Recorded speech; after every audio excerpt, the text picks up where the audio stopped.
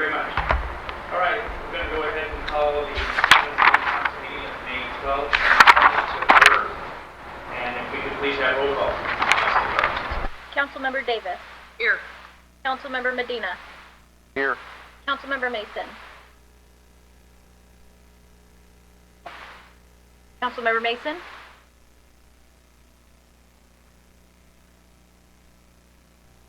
Here. Maybe having technical issues. She is present. Vice Mayor Salazar. Here. And Mayor Medina. Here. Thank you. If we all could, we're going to do the Pledge of Allegiance, and I ask kindly if our Finance Director, Mr. DiMartini, would lead us in the Pledge this evening. Pledge allegiance to the flag of the United States And to the republic for which it stands, one nation, under God, indivisible, with liberty and justice for all.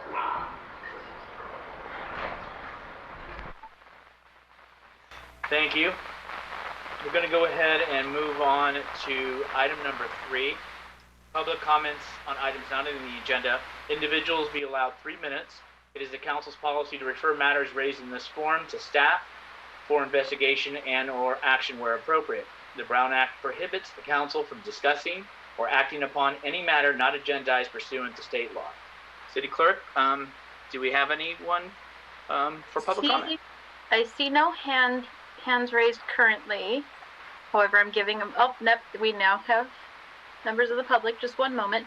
I'm first going to call on Patricia Gomez. I'm going to bring you in and unmute you. Just one moment. Ms. Gomez, can you hear us? Yes. Can you hear me? We hear you perfect. Thank you for being here, Ms. Gomez, and please go ahead. Okay. Hello, Mayor Rico Medina, Vice Mayor Michael Salazar, Council members Laura Davis, Linda Mason, and Marty Medina. I am Patricia Gomez, and I emailed you a couple days ago because I am a concerned parent of 2 children who attend San Bruno Public School District. Although I know that you are on a different governing board, it is important that you are aware that the interim superintendent, Dr. Camberg, plans to increase combination classes at several school sites in the fall. Unfortunately, Dr. Camberg has failed to inform her board and her parents about these changes. I can tell you that at my children's school, we have classes ranging from 24 to 30 students in the 1st through 5th grade classes. Maxing out classes in the midst of the COVID-19 pandemic is irresponsible and unethical because we know it's highly contagious and there are new symptoms that are affecting children every day. Increasing class sizes will make social distancing impossible, and adding new combination classes will make online learning extremely challenging for our already overworked teachers and students who are having trouble adjusting to this learning platform. The health and the safety of your community is at grave risk. As our elected representatives, I ask you to please hold our district accountable for putting the health of our teachers and students first. I have many other concerns which I addressed in my email, but our top priority should be everyone's health and safety. And we are all stakeholders that need to be informed and up to date with these proposed changes that may cause severe effects on many levels to your San Bruno residents. I appreciate those who have reached out to me personally, and if you have any further questions, please do not hesitate to reach out. Thank you. Thank you very much for being here, and thank you for your comments. Thank you. You're welcome. One moment. Sure. The next hand up is, and I apologize if I say this wrong, Amulin Rosmus. Going to bring you in. Just one moment. Are you able to hear us? Yes, I can. Can you hear me? Yes. Okay, wonderful. Please go ahead. Thank you. Good evening, City Council members and Mayor. My name is Emilien Wasmus. I'm a student and resident of the Holy Lands. As our community is overwhelmed by the multiple crises caused by SARS-CoV-2, a spotlight is shined on the socioeconomic disparities that exist in San Bruno. There are members of our community today who are struggling to live life with dignity due to a wide range of factors this global pandemic has exacerbated. Most of the underlying factors that SARS-CoV-2 has made more pronounced are not new. Food insecurity, unemployment, lack of adequate health care, and fear are some of the many realities that individuals and families are facing on a day-to-day basis in San Bruno. In response to the economic and health needs of our constituents, legislators and the federal government have come together to create relief in the form of stimulus packages that are meant to support individuals, families, and businesses during this state of national emergency. Although the stimulus packages passed by Congress have lessened the economic effect of SARS-CoV-2, it would be responsible to believe that all members of our community have benefited equally. In recognition that different parts of San Bruno are and will continue to be affected differently by this global crisis, unified action is needed to support the most vulnerable members of our city. A unified effort that is needed to support these individuals and families who are not able to access federal relief, or with federal relief are still left vulnerable and unsure of the future, will require a hyper-local and diverse group of San Brunans, businesses, and organizations to work together. Today, I am asking the San Bruno City Council consider the creation of the San Bruno Thrive Fund. The San Bruno Thrive Fund will act as a distribution mechanism for funds collected by individuals, businesses, and organizations in San Bruno. By acting as a distribution mechanism, individuals and community partners can use previous experience of fundraising to maximize the monetary support for the most vulnerable members of our community. During this time of crisis, an initiative that brings together all members of our community to work together for the common good of one another allows each and every one of us to thrive. Thank you. Thank you very much for your comments. Okay, one moment. And the last person I see with their hand up is Tim. Just one moment while we allow you to talk. Tim, are you able to hear us?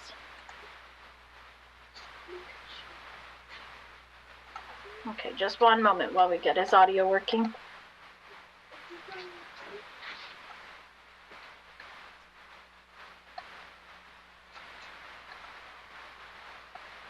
Tim, are you able to hear us?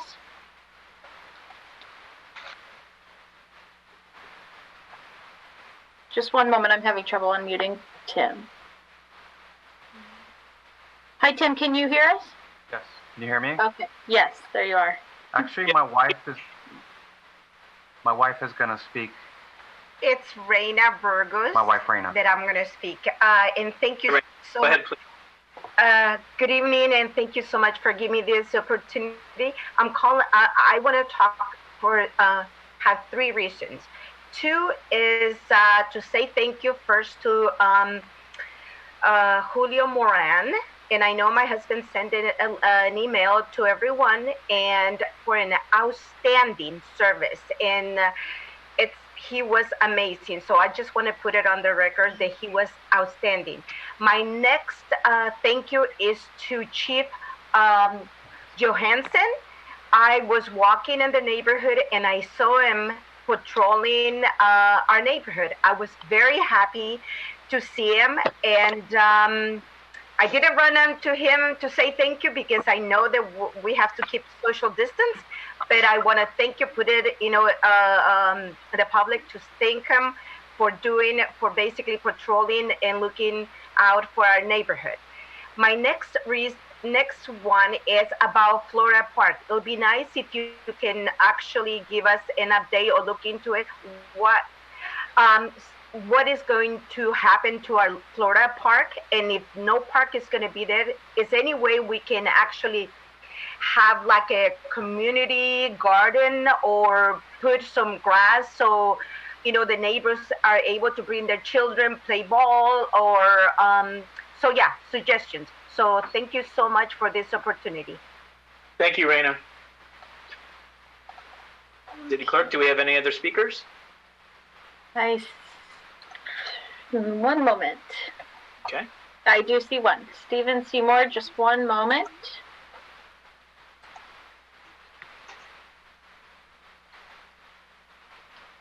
Hi, Stephen, can you hear us? Hi, it's Sandra Perez Vargas on Steve's computer, but he's also here. Hi, Sandra.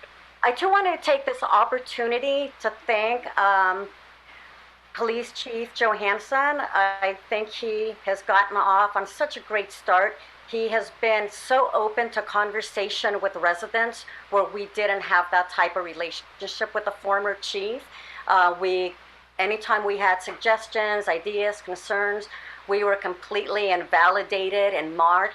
And to see Johansson having serious conversations without that won't do attitude is really refreshing. It's, I think, a great example for all our city leaders, not to just say, no, but to actually look at different possibilities and scenarios to make something work for the betterment of our city.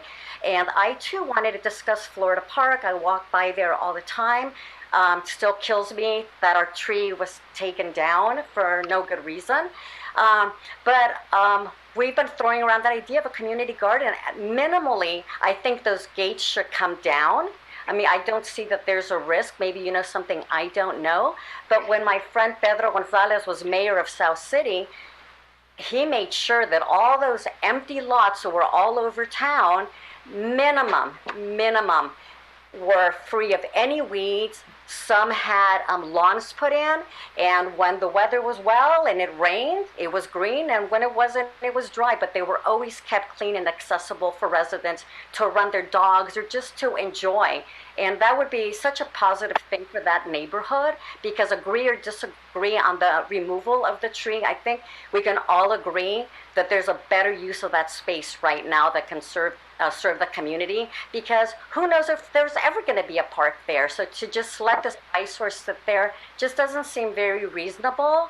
And I'm also hoping to see more coming from the city, maybe from the mayor, of ideas what we can do during this virus. What can we do for the homeless? Other cities are stepping up, going and taking parking lots. Like I don't know if we can use the parking lot by the post office, by the old movie theater, but you could safely space out homeless tents, bring in toilet facilities, washing centers. They've been doing this in Portland for years. They're doing it all over the state. And I think San Bruno needs to do better for their unsheltered people. And I would love to see that being led from ahead and not just following from behind. Thank you so very much. I just want to throw in there. I don't think I have much. Melissa was my. Oh, I'm sorry. Hold on. Right. So, just because they don't know, you just came on. So, Mr. Seymour. No, I don't. I may not need to talk. I sent something in. I'm not sure if Melissa read it or if you guys saw it. We did receive your email. Yes. Okay. So is it something that I should read? I mean, is it something that was read to everyone listening, or is it something that was just handed to you? It was posted to the city website. Okay, I'd like to then take a moment and read it. Okay, go ahead. Okay. Please. So, good evening, City Council members. Good evening, Mayor. I'd like to ask each one of you to consider adopting a measure asking the property managers and landlords of commercial and residential properties in San Bruno to reach out to their tenants to see if they could use some help during these times. Realizing that some may not be in a financial position to help, we should focus on those who can. Our community should pull together so that we can come out of the COVID-19 in the best way possible. Some of our landlords and property managers could help us to make this better on the backside. Many are already working with their tenants, but others are not. Please consider adopting a citywide stance and request that our property managers and landlords help their tenants get through these challenging times. What other options do we have? More commercial vacancies and the possibility of hundreds of residential rentals in an environment where few may have the means to rent. I just think it's important that we do everything we can as a city to keep this community as strong as possible. And I've already heard of wonderful stories from landlords who have either waived rent for a month or two or have reduced the rent. And I do realize there are many who can't. I mean, many have mortgages to pay on those properties themselves, and doing that would put them in a predicament. But I think we have others who could. And I'm most concerned about, I'm equally concerned, but also most concerned about the commercial properties on San Mateo Avenue. I mean, there have been a lot of vacancies down there for a long time, and I'd hate for us to see those double when we come out on the other side of this pandemic. So it would be really great if maybe the City Council made a statement asking, I realize there's probably nothing you can do legally, and maybe there is, but in my mind, I'm not sure there is, but it would be great to have the city council make a stance that says, let's do what we can. Those who own and those who rent and those who are renting to their tenants, we'd like to see you do everything you can to keep everybody whole on the way out. And that's all I'm asking for. Thank you very much. Thank you, Mr. Seymour. Do we have any other members of the public, City Clerk?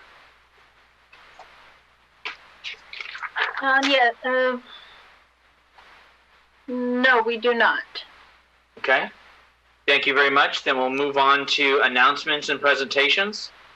The first one, again, as we put this on every agenda to remind folks, be sure and fill out your 2020 census. The census only comes around every 10 years and ensures that San Bruno will receive our fair share of federal funds for parks, schools, and other programs. And you can visit my2020census.gov to fill out the form today.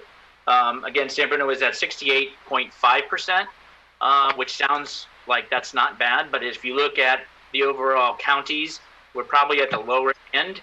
And from our last week to this week, I think we went up 0.01%. The highest the city went up is 0.03. But again, it's really important to take that opportunity. Again, you can call, and again, paper mail form should have already been mailed to your home. So please take that opportunity. On items B, we have the Community and Economic Development Department. And my understanding that Darcy Wood, Ms. Smith, is going to be talking about that or reading that, City Manager? Yes. So, and welcome. And if you could, in your discussion on that, can you also please add, even though it's not here, about Mills Park, upcoming the May 18th? Yes, thank you. Darcy Smith, Community and Economic Development Director. Thanks for having me make this announcement tonight. So I have big news. The Community and Economic Development Department is available by appointment only to assist with planning projects and building permits. You'll see a video later tonight showing how we're open for business.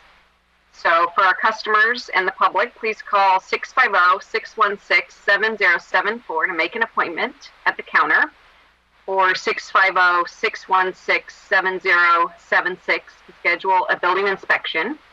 We are open Monday through Friday, 8 a.m. to 5 p.m.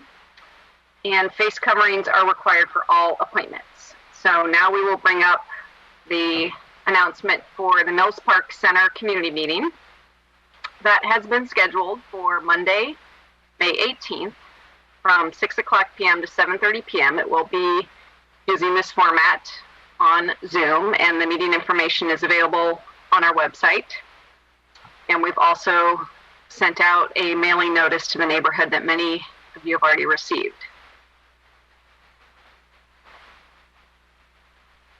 And if I'm not mistaken, that was a 1,000-foot radius, is that correct? Correct. So we noticed to over 1,000 residents and also tenants who are residing in the properties within 1,000 feet of the project site.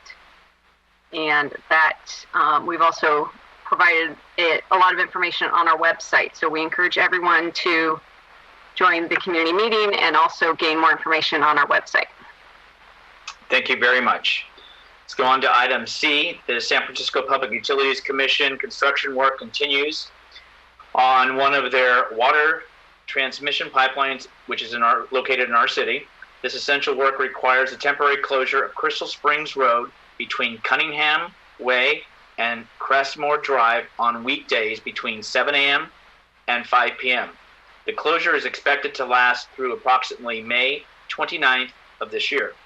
To learn more about this and other essential projects, please visit sanbruno.ca.gov/news. Then we're going to move on to item D, hearing from Director Tan, receive report and review status of the local emergency related to the repairs to Crestmore Canyon and continuing the declaration of local emergency. Thank you, Mayor. Good evening, Honorable Mayor and members of the City Council. Public Works Director Jimmy Tan. I'm here to provide just a brief update on this Crestmore Canyon project. So at the last council meeting on April 28th, I indicated that staff was waiting for the fence contractor to install the cable fence. and it was anticipated to be installed within 2 weeks. And since that council meeting, the cable fence has been installed. The only remaining item that's left is the paving work on the westbound lanes of San Bruno Avenue. Staff sent agreements to the paving contractor for the review and execution. And once the agreement is executed and the staff receives the bonds and insurance documents, we will coordinate with the contractor to schedule the work. Currently, it's anticipated that the paving work will be completed sometime in June. So this concludes my presentation. I'll be happy to answer any questions. Thank you. And I'm not seeing any hands from my colleagues, so we're going to go ahead and then move on. Mr. Mayor? Oh, I'm sorry, Marty, I didn't see you. Yeah, I'm sorry, I didn't put my hand up fast enough. I was interested in knowing how much, with the paving work now in the midst of being contracted, how much money are we talking now of getting the repairs done, and how much money is left in the emergency fund? So with the paving work included, it's I'm recalling it's a little bit over $1 million, $1,022,000 is what I'm recalling the number. I don't have the number for the balance of the emergency fund. Maybe that's something that the finance director can provide.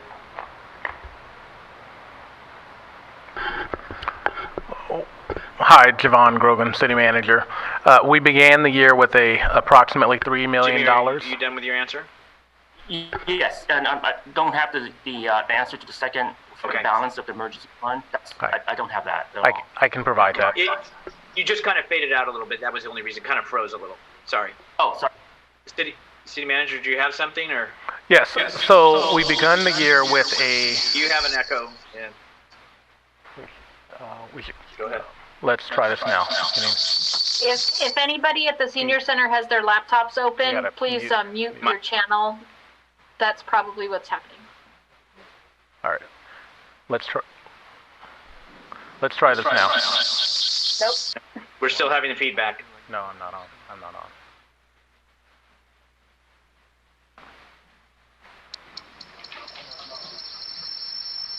All right, well, we're having technical difficulties. We will fix this.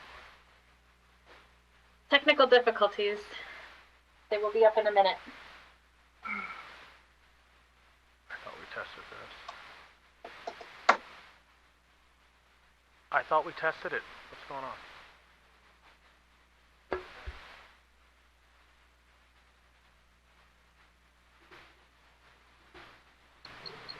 Can we try now? No, we still have it. You get that answer later, Mayor? Yes. All right. Councilmember Medina will take the answer later. You can send that to the council. That would be appreciated. Why don't we move on to item E, receive update on COVID-19 response efforts. City manager.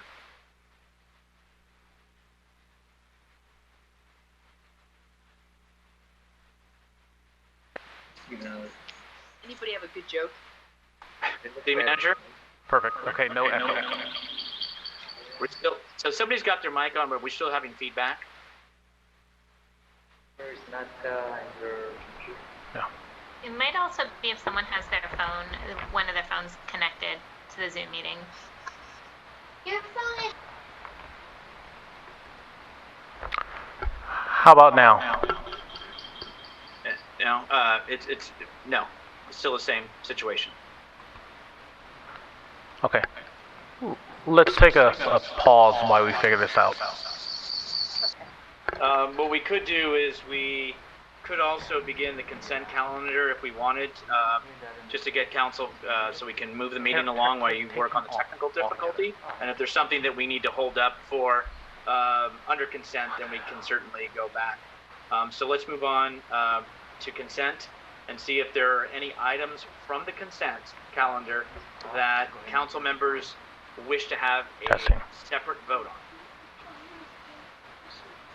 I mean, and again, we're going to do separate vote, and then if there's questions or just comments that are being made, we can still take it all together, but this is specifically for separate vote. Any items? None for me. Okay. So, No, separate vote, but I do have a comment. sure. Which one, Linda? Which For item? the sign project. Item D? Okay. Okay, so what we're going to do is going to go to item D. Adopt resolution accepting the 218 traffic sign replacement project as complete, authorizing the filing of the notice of completion with the San Mateo County Recorder's Office, and authorizing release of the construction contract retention in the amount of $5,728.63. And Linda? So I just wanted to comment because I felt like for the public, the staff report referred to the 2018 project. And after speaking with Jimmy on this, thanks for your time, Jimmy. I think it's important that the public understand that what's being approved as completed is the priority within the sign project. So the priority set for 2018 was 724 signs, and they have all been replaced. And so the goal that was set was met and completed. And so there will be other priorities set as we move forward and as the budget allows. But I do think it's important that the public understand that what's being approved tonight is that this priority set for 2018 of 724 signs was met. And thank you, Jimmy, for making sure that that goal was met. Thank you. Thank you. Thank you, Linda, for your comments. Okay, so I'm seeing no other hands, hearing nothing else. Do we have action on consent items A through D? To the chair, motion to approve. Is there a second? Second. Motion by Davis, seconded by Medina. All those in favor say aye. Aye. Aye. Oh, aye. Melissa, do we need roll call for this? I would recommend we do a roll call just to make it clear. Yes, for Zoom. Yes, please, if you could. Councilmember Davis. Aye. Councilmember Mason. Aye. Councilmember Medina. Aye. Vice Mayor Salazar. Aye. Mayor Medina. Aye. Thank Motion you. carries. Okay, so at this time, let's go back under announcements and presentations. Go to item E, receive update on COVID-19 response efforts. City Manager? Testing. How does this work? No. Is it just where you're at, City Manager, or if you were at another station, would that work better? It appears we may have to do that. So, since the Finance Director is on the next item, maybe we can go under public hearings, just in case we have members of the public that are here to speak on that. Mayor, I would recommend we take a quick recess because it looks to me. Keith, are you at the senior center? He is. Yes, I am. I would recommend we take a break because he also has the slide deck for that and a presentation, a brief presentation. So Yeah. I believe we might have the It's same not feedback. testing. Well, can we test, can the Finance Director give a test on his mic, please? Yes, this is Keith. Is there an echo? Yeah, we have the same situation. So at this time, unfortunately, folks, we're going to take a 5-minute recess in order for some technical items to be worked out. And Melissa, if we can just please, and Miriam, we'll take about a 5-minute break and reconvene back, and we will go back to the COVID response, and then we'll go to public hearing. Sure. Thank you.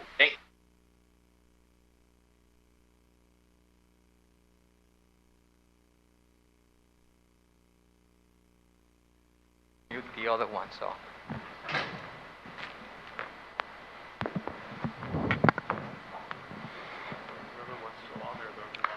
Testing. Testing. It's the same. The same.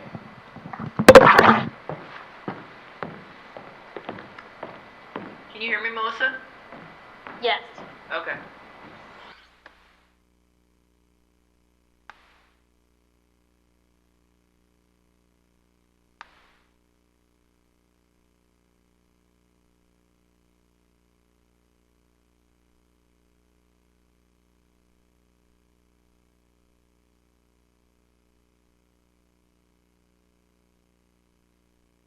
Update, and then hopefully we can fix the other element later. Would that be all right? I'm ready if you are.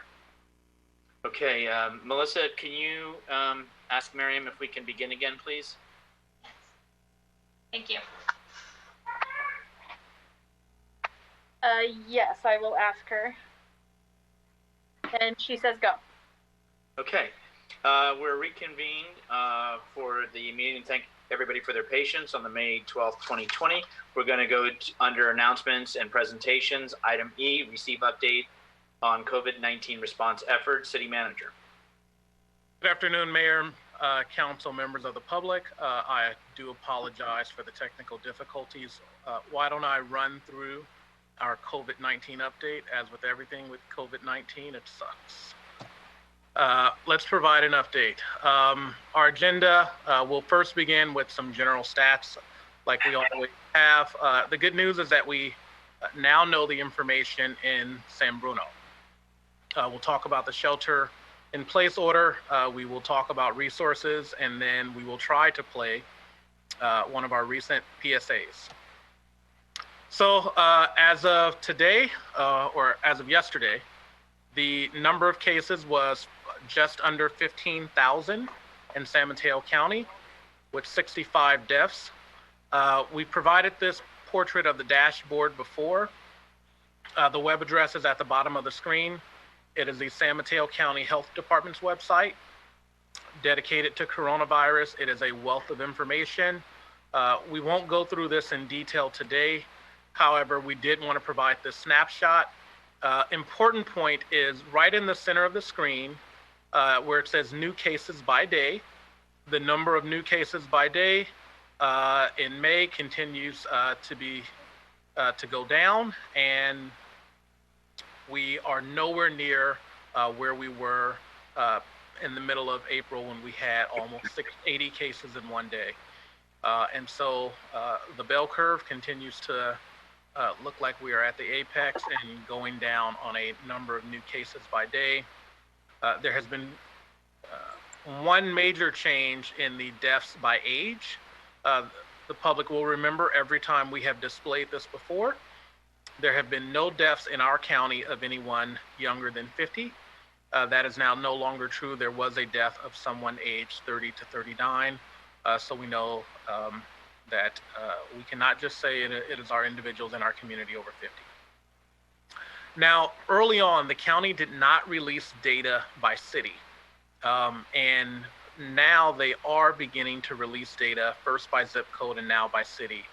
We know of, and the snapshot in time for this is of the confirmed 1,397 cases. 74 were in the city of San Bruno. We do not have information on the number of deaths. What I would say about that number of 74 confirmed cases in San Bruno is that represents 5% of the county's population.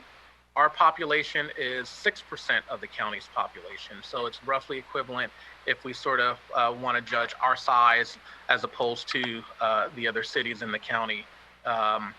The trend is to be expected based on our population size. The other important note about that 74 people or 74 confirmed cases in San Bruno is that it represents less than 0.2% of our population. San Mateo County Health Order remains in effect. I think it has been widely publicized that our county and the other counties in the Bay Area did not follow suit with the governor's relaxed order for stage 2. And what the health officer said is that they will continue to reassess. But for the moment, we are following the more strict shelter-in-place orders that were in effect before Friday of last week. And there was a joint press blitz beginning on Friday and throughout the weekend. There was, however, a modification to the shelter-in-place order issued yesterday, really specifically related to high school graduations and drive-by graduations. And there were some modifications that are really being used by a number of the school districts within the county, as well as cities like ours that are partnering with their school districts to really put together a different but a very meaningful promotional ceremony for our kids that will be graduating and going on to the next level. Testing is always a topic that we want to talk about. And so Verily.com is still the best site for free testing in our county. So go to verily.com. Those tests are currently being performed at the San Mateo County Event Center. The good news there is that the county has announced that they will do mobile testing, and they will, at some point in the near future, we expect that to be the middle of May, begin setting up test sites across the county. So one on the coast, one in the northern portion of the county, probably very closely near San Bruno. And so when we have that information, we will certainly put that out on all of our various platforms. Private testing, same guidance as before. Contact your primary care doctor, and Dignity Health does have a test site in Town Center, and you can access that through the Dignity Health website and going through their online portal. I have heard that that is now free of charge. It is being prioritized depending on your condition, but what still remains true is as tests become more available, the restrictions on who can be tested will be lifted. We wanted to talk a little bit about housing assistance. Eviction, there's a moratorium in San Mateo County on evictions. Tonight on the City Council agenda, we will be discussing a commercial moratorium. And there's also information and important FAQs that can be found at the San Mateo County website. The other thing that I want to mention is our Senior Center newsletter. So members of our local San Bruno Senior Center received this publication in the mail. You should have received it over the weekend or shortly. It is our Volume 3, a nicely produced document by your very own City of San Bruno staff. This is our Volume 3, and they keep getting better and better. But it is a new effort that we created during COVID-19 because our seniors cannot come to the Senior Center, and we want to make sure that they are informed and have brain games and articles and information from us. I want to talk a little bit about the Great Plates program, a program that was announced by our governor, and a lot of work was done to really find out what it was or what it is and the criteria. And so we wanted to talk a little bit about that and provide the contact information, the 800 number, 1-800-675-8437. There are a number of eligibility criteria. They're listed. I won't go through all of them, but I will mention a few. So to be eligible for this new program, that is a meal delivery service by local restaurants, a person must live alone or with one other eligible adult. They may not receive meals from other programs, federal or state programs. They do not have family or friends that can provide the meals. They are unable to prepare and shop for the meals, and there is an income requirement. A number of the people that regularly attend our San Bruno Senior Center and that have taken advantage of our meal delivery process. So at this point, we're delivering just between 80 to 100 meals a day to our seniors. Some may be eligible. We are pushing out this information through our contacts, and anyone that we think could be eligible for this new program are being referred there, and information is in the brochure that went out. I want to remind the community, social media, Facebook, Twitter, Instagram. The City of San Bruno has recently reactivated our citywide social media account, so we will continue to send information through our public safety channels, our police and our fire department Twitter accounts, but we do have a general City of San Bruno Twitter account now, and we'll be continuing to push information, as well as a Facebook page and an Instagram presence. Go to your social media platform of choice and search for City of San Bruno. We have a number of public safety announcements on our COVID-19 website, and we are increasingly changing and not only producing PSAs related to COVID-19. We know people have a little COVID-19 fatigue. And if this works, we wanted to show you our recent PSA about our planning department. Planning and building permit counter is now open by appointment only. Now you can submit the following.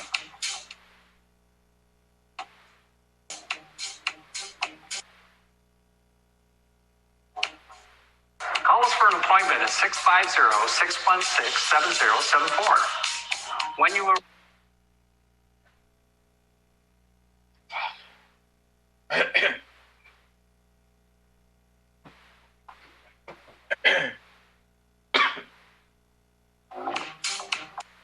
Planning and building permit counter is now open by appointment only.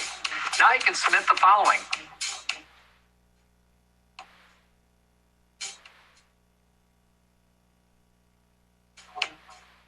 Call us for an appointment at 650-616-7074.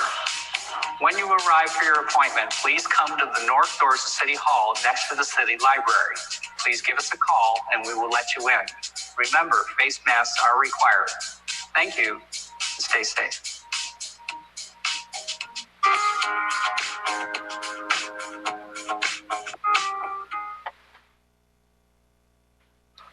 Okay. That concludes the COVID-19 presentation. We saw it twice. Twice the fun. Thank you, City Manager. Any questions from council? To the chair. Laura. I just wanted to indicate too that, the San Mateo County Health's website is an excellent source of information. Sadly, the long-term care facilities continue to probably stay at a plateau of the number of cases as well as the number of deaths. So I would remind the community continue to be very cautious around the elderly people, parents, et cetera, relatives. As much as we're getting antsy and wanting to get out to the community or get out and visit with these holidays especially, let's be careful. Any other questions from council? This is Linda. Go ahead. I just wanted to thank the city for reactivating the social media sites. I think it's important that we are communicating as much as possible where people are, and I think it's better than having just individual departments because they may not tailor to the entire city and the demographic. So as much as those are appreciated, I wanted to thank you guys for reactivating those Instagram and Facebook accounts. And I think there was one more that was mentioned. And Twitter, thank you. And then the other thing I just wanted to mention is this weekend was Mother's Day, and I was up and around, and a lot of people were not wearing their masks. Facebook was covered in pictures with people in other people's backyards not wearing masks, no social distancing going on. And I just want to remind people that as much as we have managed to, I think, just control the growth of the coronavirus, it is not over. As City Manager Grogan just mentioned, we had our first death of someone between 30 and 39 years old, which is quite young. So I want to remind everybody that we need to continue to practice our social distancing. And please remember to continue wearing your face guards and your face shields. It's really important. Thank you. Thanks, Linda. Any other comments or questions? Okay, if not, we do have a member of the public who has their hand up. Yes, Rich Liebling, I'm going to bring you in the room. Just one moment. I'm trying to unmute Mr. Liebling. Just one moment. Hello, Mr. Liebling, can you hear us? Yeah, I'm sorry. I was just going to try to help when you were having the feedback problem that they turn off all the speakers in the room, but it's been done now, so I don't have anything else. Okay, great. Thank you. Appreciate that very much. Thank you. All right. Thank you, City Manager. We're going to go ahead and then move to public hearing. City Clerk. Item 6A, hold a public hearing, waive the first reading, and introduce an ordinance enacting 1.62% rate increase for Recology San Bruno garbage and recycling service to be effective July 1st, 2020. And we'll turn it over to our Finance Director, Keith DiMartini. Okay, good evening, honorable mayor, members of the city council. First, can you hear me? Yes. Okay, excellent, thank you. All right, the objective for this presentation is to receive an overview of Recology's rate application for fiscal year 2020-2021, and to waive the first reading and introduce an ordinance enacting a 1.6% increase for Recology effective July 1st of 2020. And just to confirm that with the city clerk, is the slide deck going? I don't see it. I just want to make sure that it's going along. Not at this moment. 1 moment. I didn't have it up. Just 1 moment.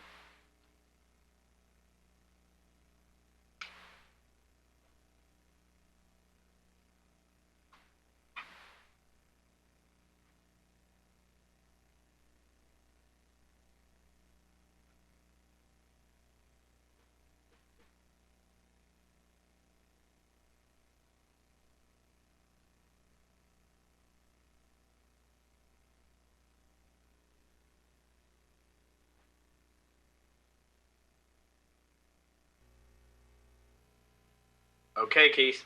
Okay, great, thank you. If you can go to slide 3, please.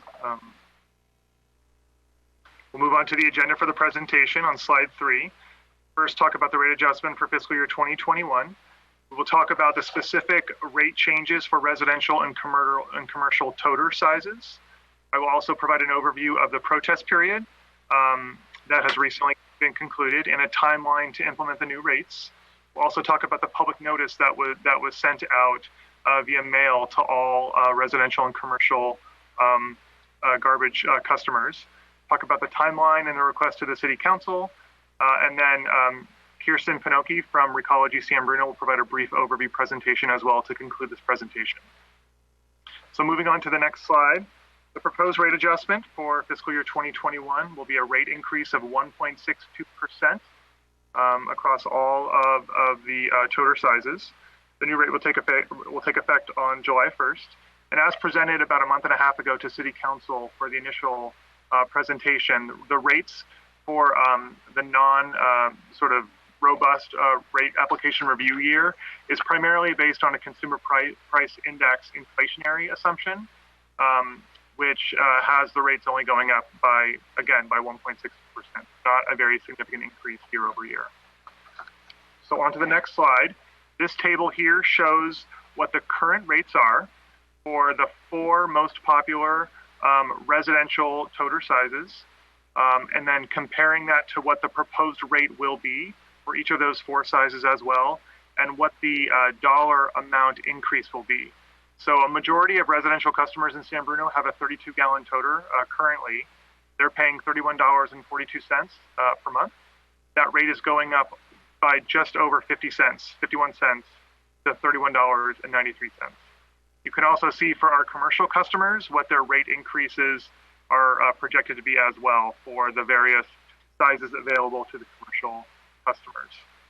So moving on to the next slide, as we mentioned at the prior City Council presentation, we initiated the public notice process with Council's approval last meeting. But notices were subsequently mailed to all residential and commercial customers later in March, on March 27th. This notice included information about the public hearing process, what the protest period was, the approval process by City Council, information about the rate adjustment from Recology, and what those proposed increases are meant to achieve.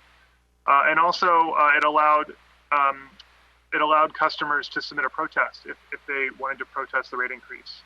And as of this afternoon, the city has received 31 protests from members of the public, which is far below the required threshold for the Proposition 218 requirement. So moving on to the next slide. The City Council had already directed staff at the March 10th meeting to initiate the 45-day noticing process. Notices were mailed late in March. Today we are before Council with the first public hearing requesting the introduction of the new rate ordinance, and it will conclude the 45-day protest period as of today. Staff will come back to the City Council at the next City Council meeting on May 26th, where we will conduct the second reading and request council to adopt the new rates at that time. And again, the new rates will take effect on July 1st, which is the beginning of our next fiscal year. So with that, the next slide. Staff's request to council is to waive the first reading and introduce the ordinance, enacting a 1.62% rate increase for Recology San Bruno garbage and recycling service to be effective on July 1st. And before we turn it over to the council for any questions or comments you may have, I'd like to first ask the general manager at Recology San Bruno, Ms. Kirsten Pinocchi, to make a short presentation. Thank you, Keith. If you could go to the next slide, Melissa. And then the next one. So thank you for giving me the opportunity to come in and jump on and speak a little bit. This has been, to say the least, an interesting time for Recology. We've been trying, as you all have been as well, to maneuver through these uncertain times without a playbook. I'm really happy to say that our team at Recology San Bruno and the way they've adapted to this continued changes with positive attitudes. The drivers have been consistently reporting to work, again, positive attitudes. Our customer service team as well has been thrown changes and curves around every corner, and they've adapted to them well. I don't believe we've had high hold times. We've been there for our residents and been able to answer their calls as they come in. In regards to changes that have occurred, with the suspension of some of the commercial businesses and the closure of schools, we were able to reroute those drivers to assist our residential drivers in order to get them in and out of the neighborhoods as quickly as possible. The city and Recology jointly decided that it was in the best interest of our community to postpone the compost giveaway that was scheduled on Earth Day weekend in April. But we will, rest assured, will work with the city of San Bruno on a new date for that. In an effort to keep our employee owners and the community safe, Recology worked with the city of San Bruno on a modified bulky item pickup program. We wanted to do a modified program to allow the residents who had to get rid of washers and dryers and refrigerators and large items to be able to still do so. So we did those on specific days. And let me say that our residents in the city were so understanding. They spoke with our customer service reps and really understood it was about the safety of both the public and our employee owners. However, I am happy to report that as of last Monday, May 4th, we have resumed our regular bulky item pickup program. So Recology did reach out to all the residents that had called during our postponement period, and all those customers are now being serviced their bulky item pickup.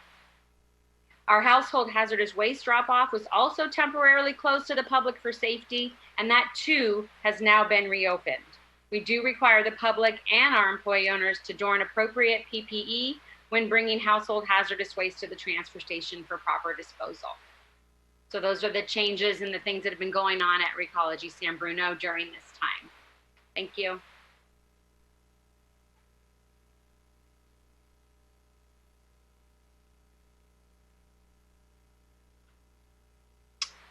Keith, are we back to you? Yes, Mr. Mayor, that concludes staff's presentation, so we'd be happy to take any questions you may have. Thank you.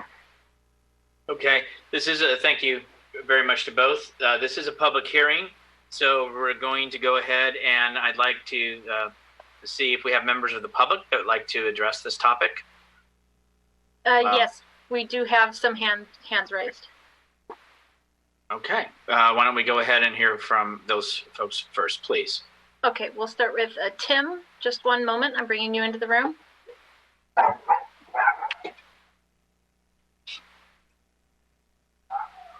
One second, we're trying to unmute him. Hi, Tim, can you hear us? Yes, I can. Okay. You can go ahead.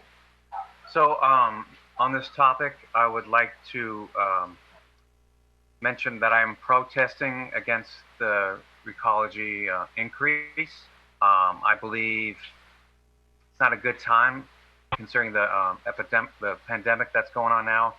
And, you know, some people are out of work and could use that money with their families' needs. So I would like this not to be vote no on this. Hopefully the council will do that. and consider what's going on in the world and in our community at this time. Thank you very much. Thank you, Tim. And Raina, my wife, would like to talk on it too, as well. Okay. I know yes, since we're there and you took a short time, why don't we ask for Raina to go ahead if she's available? If there are other people, I'd rather leave the time for other people to speak. But I also protesting to the increase. Because, a lot of people are having so much difficult time putting food on their table, let alone, and now at this time, put in an increase.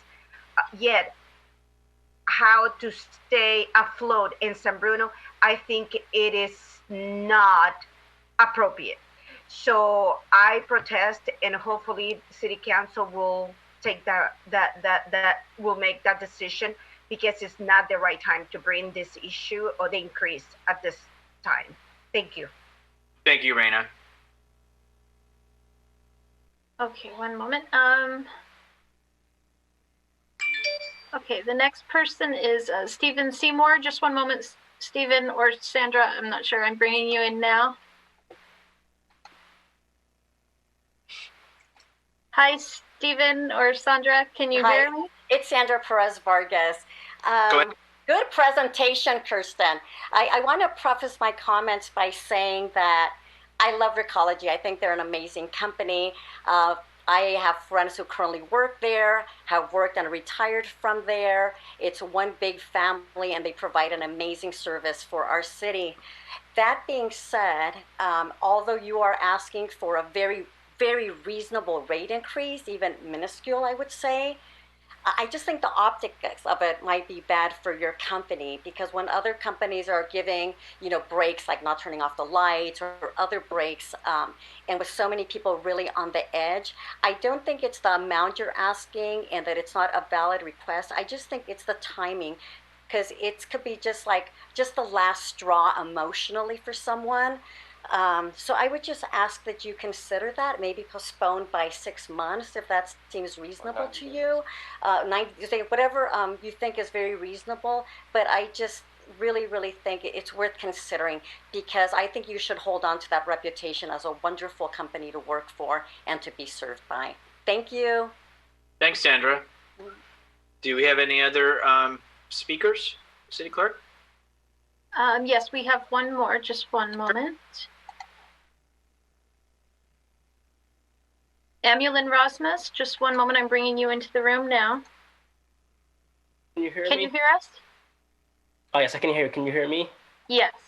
Okay, wonderful. I would like to also, I think, just piggyback on what Sandra said. And I think although the rate is extremely low, I think the time is not right.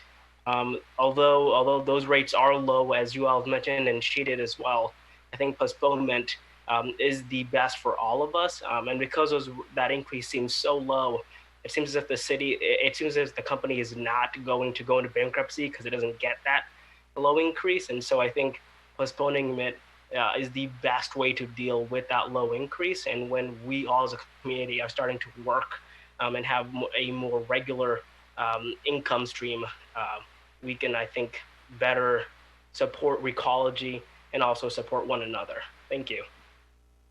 Thank you for your comments. One moment. Okay, I believe that is it. I don't see any other hands raised. I do see one. Maybe it's for Mr. I'm Seymour. sorry. Mr. Seymour. I don't know for a fact, but maybe.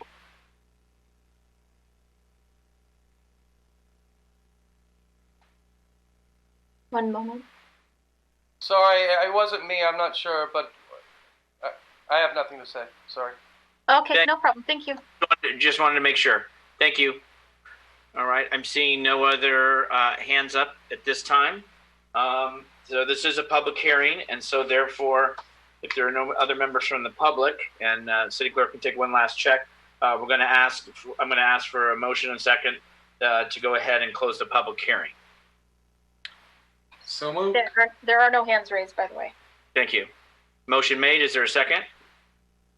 Second. Motion Motion made and seconded, Salazar Davis, to close public hearing. Do we need to do a roll call, City Clerk? I think we should, just because. Okay, please do. Councilmember Davis. Aye. Councilmember Mason. Yeah, just to close the public hearing. Aye. Just to close the public hearing, yes. Yes. Councilmember Medina. Aye.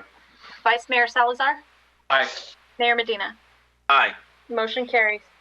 Thank you. So now we're going to go ahead and bring it back to the City Council for questions and or comments. And so I know it takes a minute to get the hands up. So anybody from the council wish to ask questions or comments? I'm not seeing any hands up. Looks like Linda's eager to jump in. Oh, sorry, Linda. It's okay. I just wanted to ask can you hear me, everybody? Perfect. Okay, great. I just wanted to ask the representative from Recology about the smaller totes. We had talked about this at the last meeting, and I was just wondering if that was going to be a viable option.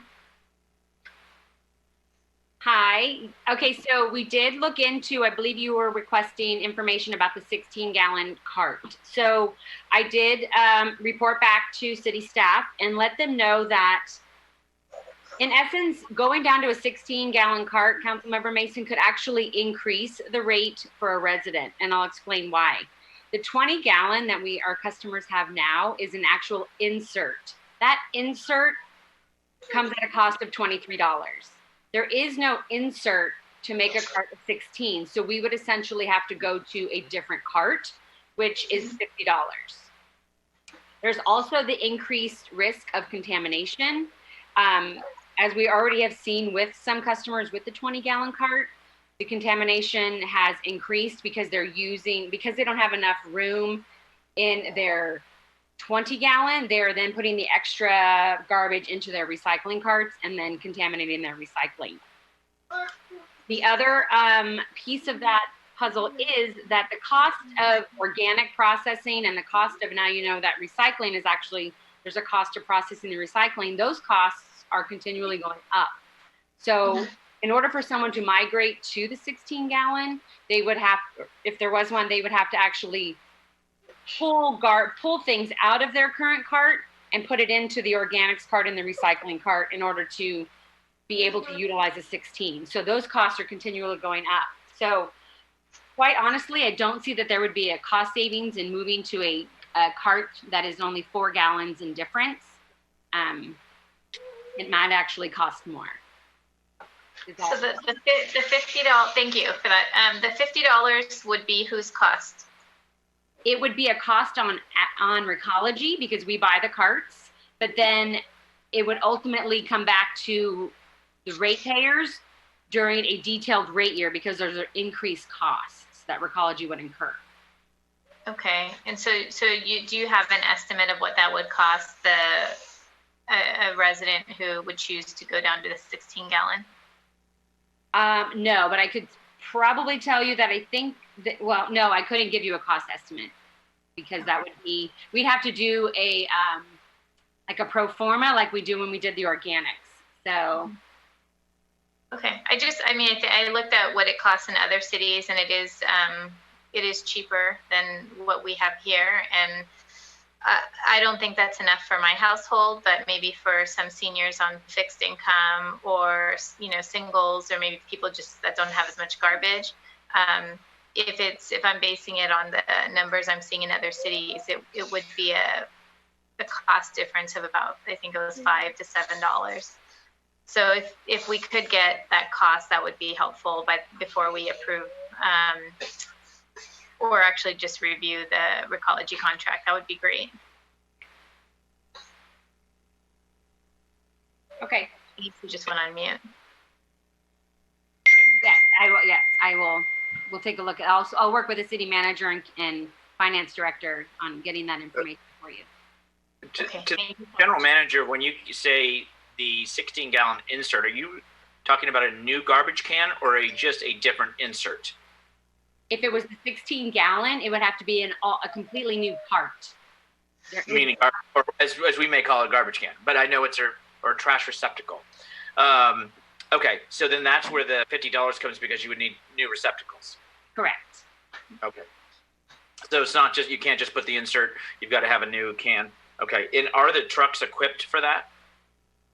If it was a different receptacle? Yes, we use a semi-automated process, so we would be able to hook the new cart onto the same tippers that we have currently.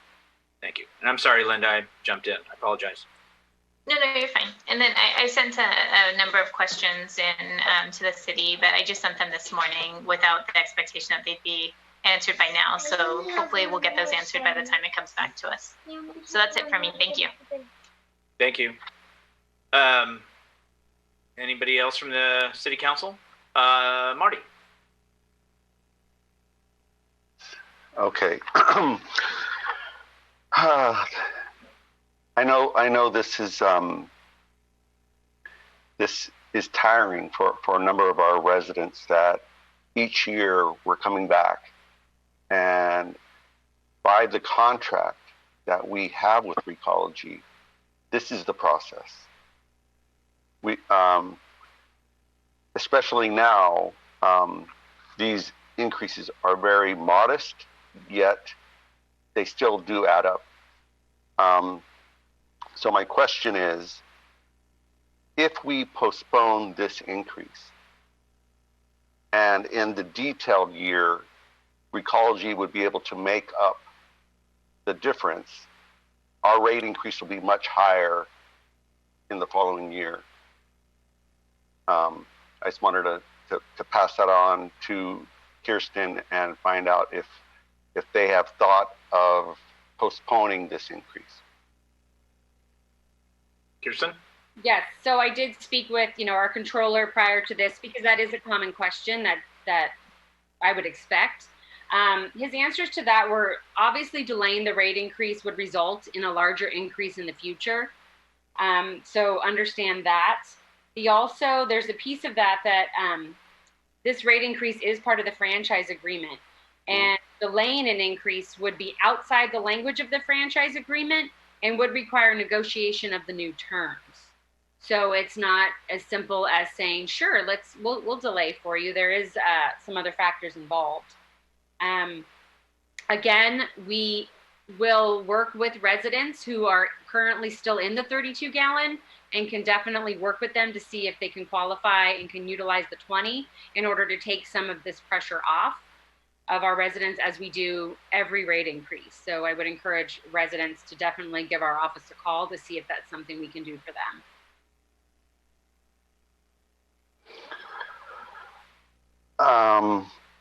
I'll wait to hear what my colleagues have to say, and then I'll have a question for our city attorney.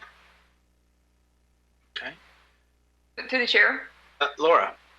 Hi, hey, Kirsten. I would assume, like every other utility company that's out there, residents who have lost their jobs or on a fixed income, struggling to pay their bill, I would think that the increase isn't going to make or break that situation. But in paying their bill in its entirety is going to be a challenge. So, are you working with them? Are you giving them payment plans?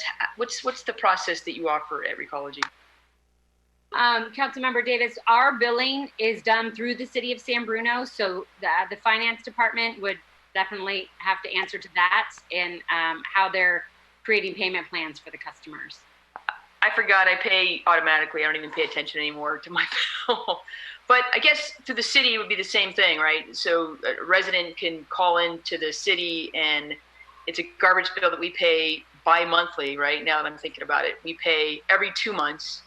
So can a resident communicate to the city to delay bill payment? Councilmember Davis, this is Keith, if I may, through the chair. Yes, the city does offer a low-income assistance program for residents that do qualify for such assistance. The application for that program is on the city's website.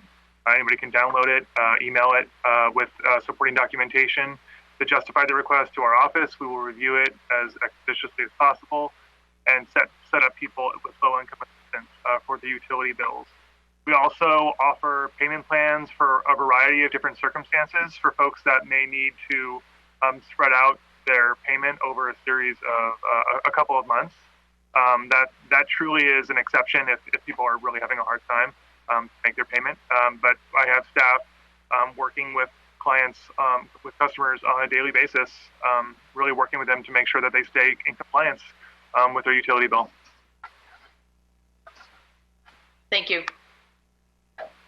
Michael, anything from you have questions?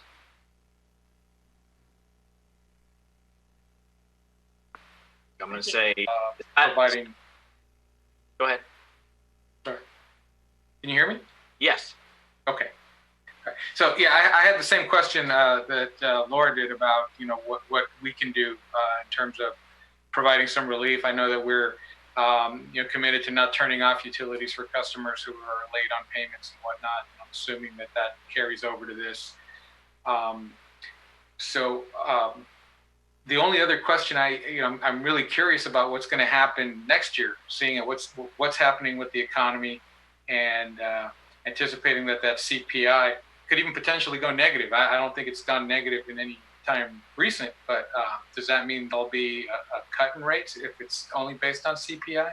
And I know that I think the next year is a detailed year and that there might be some other factors, but and there's also going to be some savings, it seems, like from the cuts in services that Kirsten mentioned, the reduction in the bulky item pickup, the removal of the hazardous waste drop-offs. And so can we anticipate any savings there that we can see next year? If I can answer that, we modified the bulky item program, Councilmember Salazar, so we did not completely get rid of it, and we have made all those residents that requested one whole already. They're already scheduled for their bulkies in the next couple of weeks.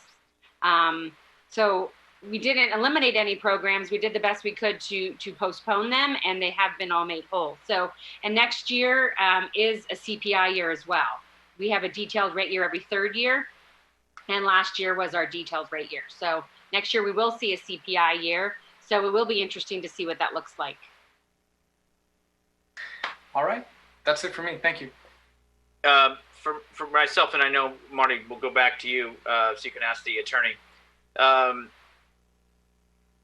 If there was a postponement, and I know there's language, then what? Let's say it's 3 months, 6 months, whatever the item is. What happens with that rate? Is it that it's going to be obligated to somebody, whether it's the ratepayer or the city, but that somebody has to absorb that at this point? Or could you just arbitrarily say 6 months? And before you answer that, just for people that are listening, it is a 25%. It's my knowledge as far as reduction for water, sewer, and 32-gallon tote for those in a status if they go online, as the finance director said. So it's not just for garbage; it's also for the water and sewer as well. But Kirsten, I'm going to defer that question to Keith because I can't answer what that would look like. Okay. We might be able to.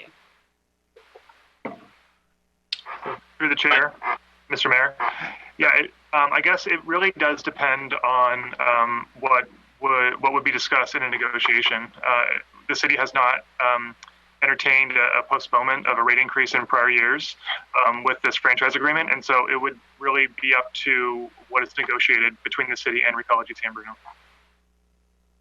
Okay, and then I know it's 1.62 effective July 1st, and if we equate that per month, what does that come to in money as far as the increase for the 32? Through the chair, so I believe the increase for the 32 was 51 cents, and that is a monthly fee, and residents get billed every other month. And so that would feel like $1.02 increase on their utility bill for garbage service, I believe. And Kirsten, please correct me if I'm wrong. You are correct. You are correct. And then if somebody could qualify for the 20-gallon or wishes is doing a great job in the 20-gallon, I believe, and I'm just going to memory, it's like a $7.10 or $7.11 difference between a 20 and a 32. Mr. Mayor, through the chair? Yes. Yes, that is correct. It's about a $7 reduction a month if you go from a 32-gallon toter to a 20-gallon toter. That's correct. Okay, thank you. And then Marty, well, let's go back to you because I know you had a question for the attorney. Yeah, just clarification, or for the public to understand. So Recology has the right to request this increase. If the council decides not to, then we will be in trouble with the contract, correct? That's correct. The agreement requires the city council to approve the increase if it's reasonable and within the parameters of the agreement. But if the city council does not, Recology would be entitled to recover that money from the city. So if it's not imposed on the ratepayers, somebody has to pay it in the absence of a negotiation or a negotiated agreement. And the process to have that negotiation, are we required to deny it first, or that could be made just by saying, let's talk? There is no process spelled out for that in the contract. That would be up to the city council about how they would like to direct staff. Okay. Thank you. And in these, city attorney, in these, if there were discussions or there were dialogues, does that mean there is an outside person, or does that mean who's doing that? Or are we paying for, well, I know we're using staff time, I get that. And then are we using an outside person regarding contract, and then it opens the whole contract up? Is that correct? Well, the negotiation could take a number of different forms with a number of different individuals involved, and it could involve an outside agency to help facilitate. Okay. Well, I'm going to repeat back just because you kind of paused, was that it could take a number of ways, and it could have potentially. Okay. So are there any other questions or comments from my colleagues?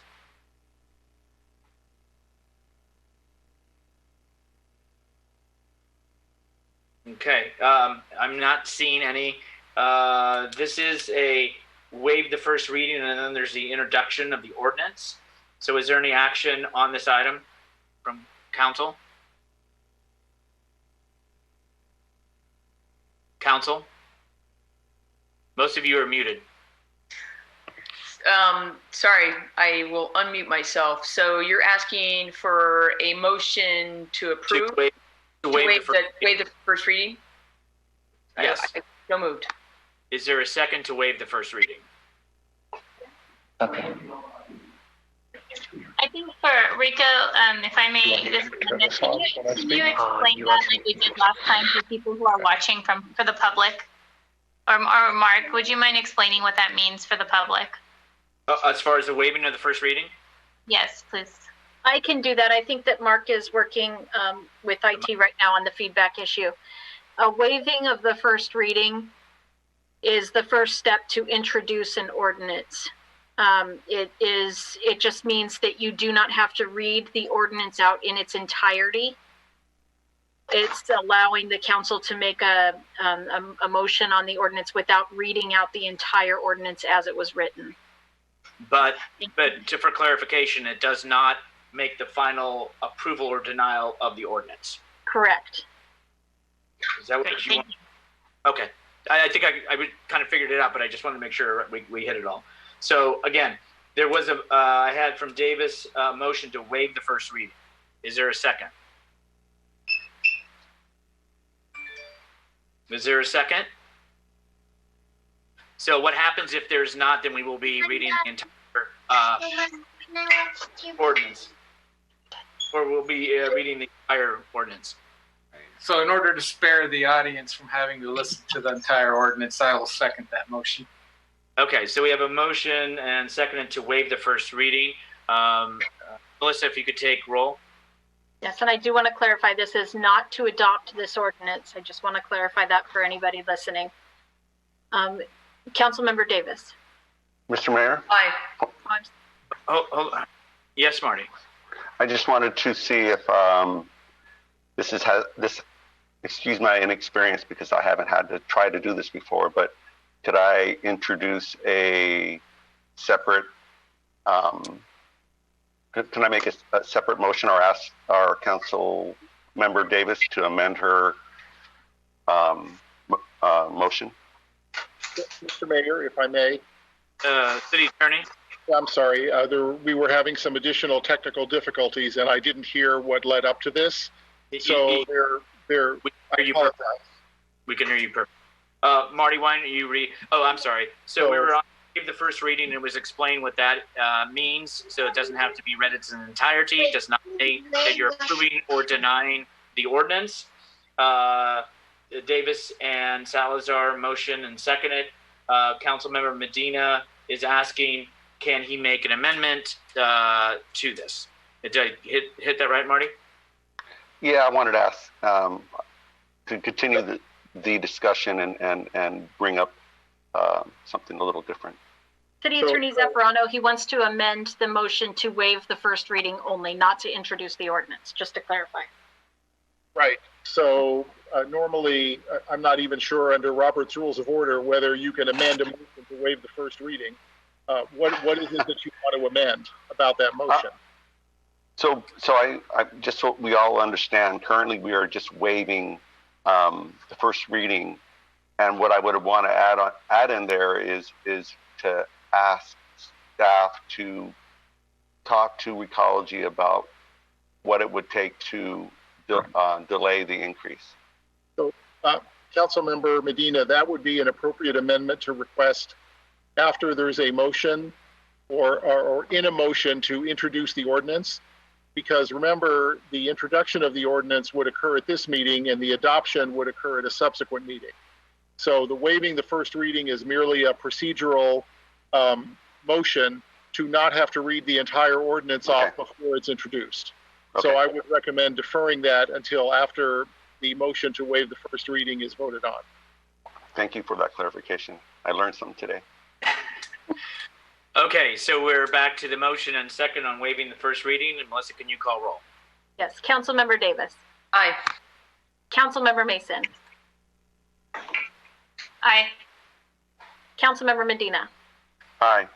Vice Mayor Salazar. Aye. Mayor Medina. Aye. Motion carries to waive the first reading. Thank you. And now we have the introduction to the ordinance, and that's where I think, Marty, is what you were talking about. Yes, Mr. Mayor, if I may. So at this time, a council member could make a motion to introduce the ordinance, either including or not including the request by Councilmember Medina. If it does not include that request, Councilmember Medina could request an amendment to that, and the motion maker can either choose to amend his or her motion, or the request for an amendment would be voted on separately and before the main motion. Does that make sense? Yes. Okay. So right now, if introducing the ordinance, and again, City Attorney, this also comes back a second time, but for the second reading, then that is to affirm the action of the ordinance. And what this Councilmember Medina is asking, well, can we move this forward but have staff look into possible negotiations to possibly postpone, I guess. But then again, if the answer is no, it's no. But then that means negotiation of the contract, and theoretically somebody's going to could pay. The city may have to pay, or the ratepayer, or we may find it at a later time. Is that, hopefully I didn't confuse it. No, Mr. Mayor. So the city council could introduce the ordinance at this meeting. The city council could make a separate motion if they wished to direct staff to enter into negotiations with Ecology. Those would not necessarily be mutually exclusive. Okay. Thank you. Mr. Mayor. Yes, City Manager. To the chair, Keith, can you pause? So, all right. Okay, we're good now. Yes, you're good. It seems that there may be a motion made to direct staff to negotiate. I just want to point out that we would need to know and have clear guidance from the city council. As the city attorney said, the contract states that they are due this appropriate increase that aligns to CPI. If the city embarks in negotiations with Recology to delay it, it would be nice to know, does council want a several month delay until potentially the end of COVID-19, or does council want a full year delay? In any event, how would council like to direct staff to handle any amount of the increase that is not paid, such should it be added to the rate increase, the CPI next year, and also the rate increase that's not received this year, would that have to be repaid, and in what time period? So there's currently a request for a 1.62% increase. Let's say CPI next year is 1%. Will the increase next year be 2.62%?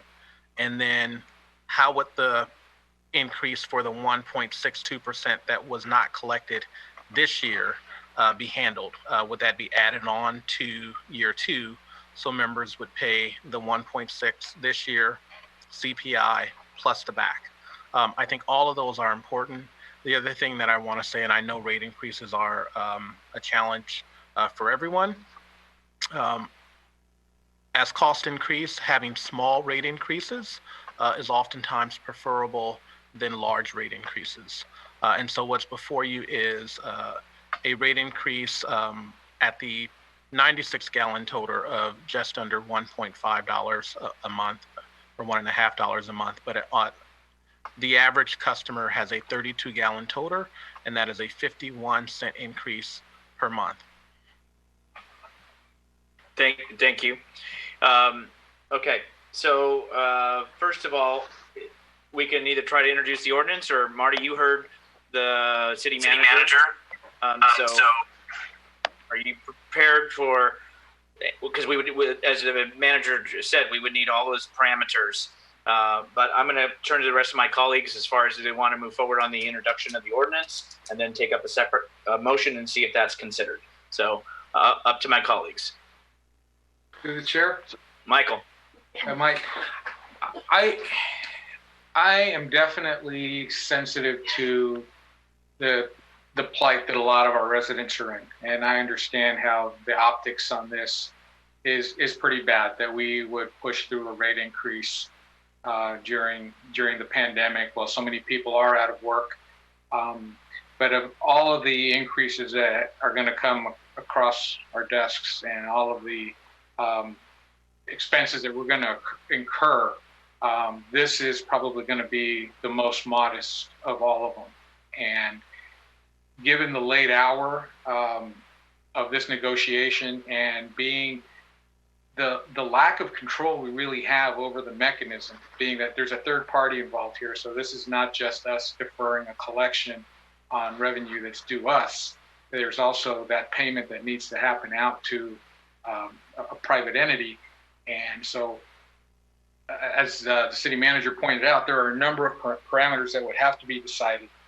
And it just seems that, trying to figure all that out and negotiate all that, or build that into, the ordinance that we're going to introduce tonight, seems precarious. And beyond that, this also means that staff is then going to have to dedicate time to this effort, this negotiation effort, completely out of the norm of the normal negotiation that happens around garbage contracts.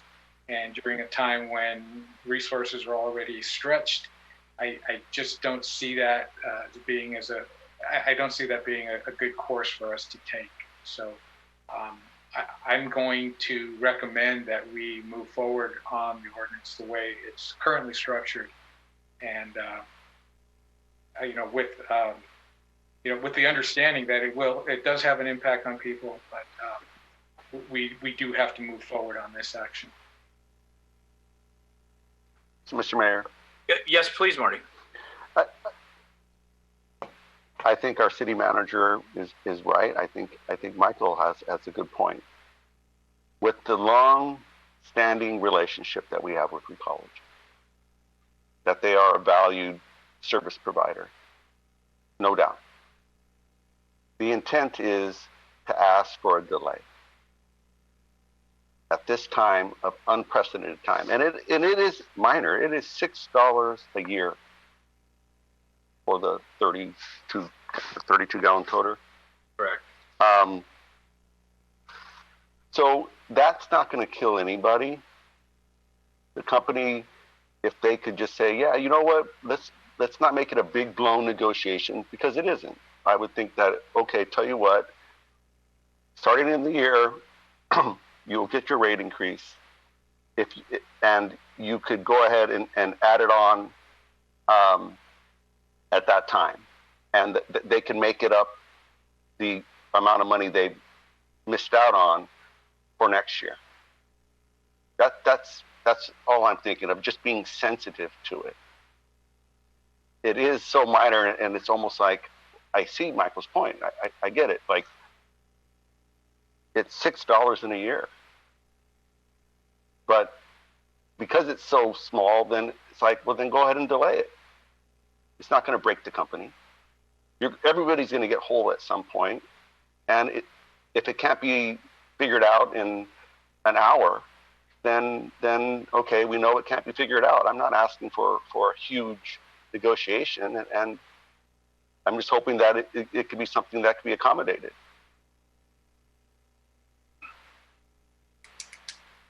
Interested in hearing what everybody else thinks. I know it's everybody. I just want to hear what everybody else thinks. I think that it should go across pretty quickly, and it doesn't need to open up all kinds of other things. It could be I'm hoping, something simple that two longtime partners could figure out.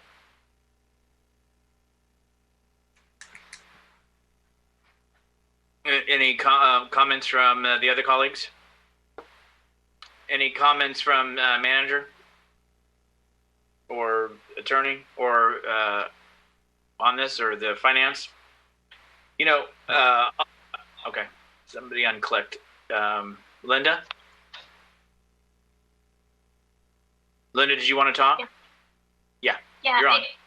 I think I just think I believe this started at the onset of COVID-19. I can't remember if it had already, if the shelter-in-place order had come out or not.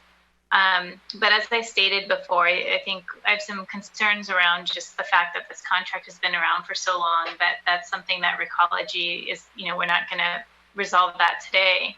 But I think this idea of just the increase, it's the fact that we're increasing other rates too as the city. We just increased our cable not that long ago, and it was more significant.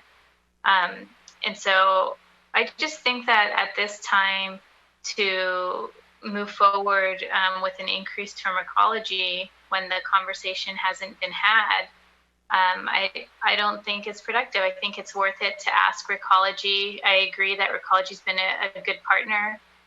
We've been really happy with their services here, but I do think that conversation is merited. I think it's worth it to at least ask and to come back with results from that conversation. Okay, and from my understanding as well, it's not as if it's going to go away. So it's got to be paid at some point by someone, whether it's the city doing that, which obviously we know our current budget status. It's do you put it on next year, which I know councils have been, when you started looking at the history, it gets criticized for saying, well, that's great that you gave us a zero this year, but then you just doubled it next year. So now I'm feeling it even worse than if it was graduate. And that goes back to before I was even on, that sometimes water sewer in 2000, for example, I can tell you looking at the graph, there was no increase. Well, did that help 3 years from there? No. it elevated and escalated it to where it's like, oh wow, it is sticker shock. And I appreciate what Marty's saying about the conversation in this. And you're right, Marty, it is $6 a year. Timing isn't good for anything for anyone at any time. I think even if it's not COVID-19, it's not a good time. It's not that everybody, we're a working class community here. But this is, I believe, one of the lowest COLAs since 08, 09 is my memory. It is 51 cents a month. And I'm thinking for the staff time that would it take to utilize and still have that discussion, which is not, it's going to do one of two things. The city's going to pay, it's going to get postponed to the ratepayers next year. But in essence, it's just a matter of time. And if, God willing, we're out of this to where people are back to work, I hope, in 3 months, we're talking $1.50 more or less. So anyway, that's my food for thought. So unless Councilman Davis, unless you have anything to add, I'll see if there's any action from council on the ordinance. Well, I mean, this came to council, seemed like a couple months ago now, and we as a United Council agreed to move forward with this and realize that this is part of the annual review, and it is only 51 cents a month. I was looking at, earlier in the week, I was looking at a few of the surrounding cities. So in South San Francisco, they're paying $2.07 more for the 32 gallon if we approve these rates. Millbrae, they're paying $3.92 more for the 32 if we approve these rates. And in Brisbane, it's $2 more if we approve these rates. And those rates for those cities are only through June of 2020, so those rates will even go up further. I agree with Councilmember Salazar in the fact that you don't increase a little bit today, down the road you're increasing higher and higher, and people can't afford that. So I realize the unprecedented times, but I just don't. I think in the bigger scheme of things, I'd rather work with their customer to pay their bill in 3 months and give them those extensions and give them payment arrangements, get them on a low-income rate assistance program, get them on a grant program. That this increase is not the solution to many residents out there who are struggling today. This is just not the issue. I think there are other things we need to look into. What we can do as a community to support those who are struggling, provide them meals, provide them assistance in utility bills, to pay an entire bill. I'd be willing to get involved in a program where we can reach out to residents who are really suffering and provide them some support in their bills through donations. But I think that the 51 cents a month isn't a make or break for anybody who's struggling. Okay, so I appreciate, unless there's any other feedback, then we have an ordinance. So we would need a motion and a second if council wishes to proceed on the ordinance. Through the chair, I just want to say that I support what Council Member Medina said about just making a request to Recology. So not directing staff to renegotiate anything, but putting it out there. And if Recology could find a way to retract their request unilaterally, I would definitely support that comment coming from council. But as far as the ordinance, I don't think we should be amending that at this point, and I will make a motion to introduce that ordinance for approval. Is there a second? I'll second and ditto those comments as well. And I will ditto those as well. Okay, we have a motion and a second to introduce the ordinance. Melissa, please. City Clerk. Councilmember Davis. Aye. Councilmember Mason. I just want to say I did not approve this when it came to us about a month or 2 months ago. I don't recall it being unanimous, and I do not. I will vote no tonight as well. Thank you. Councilmember Medina.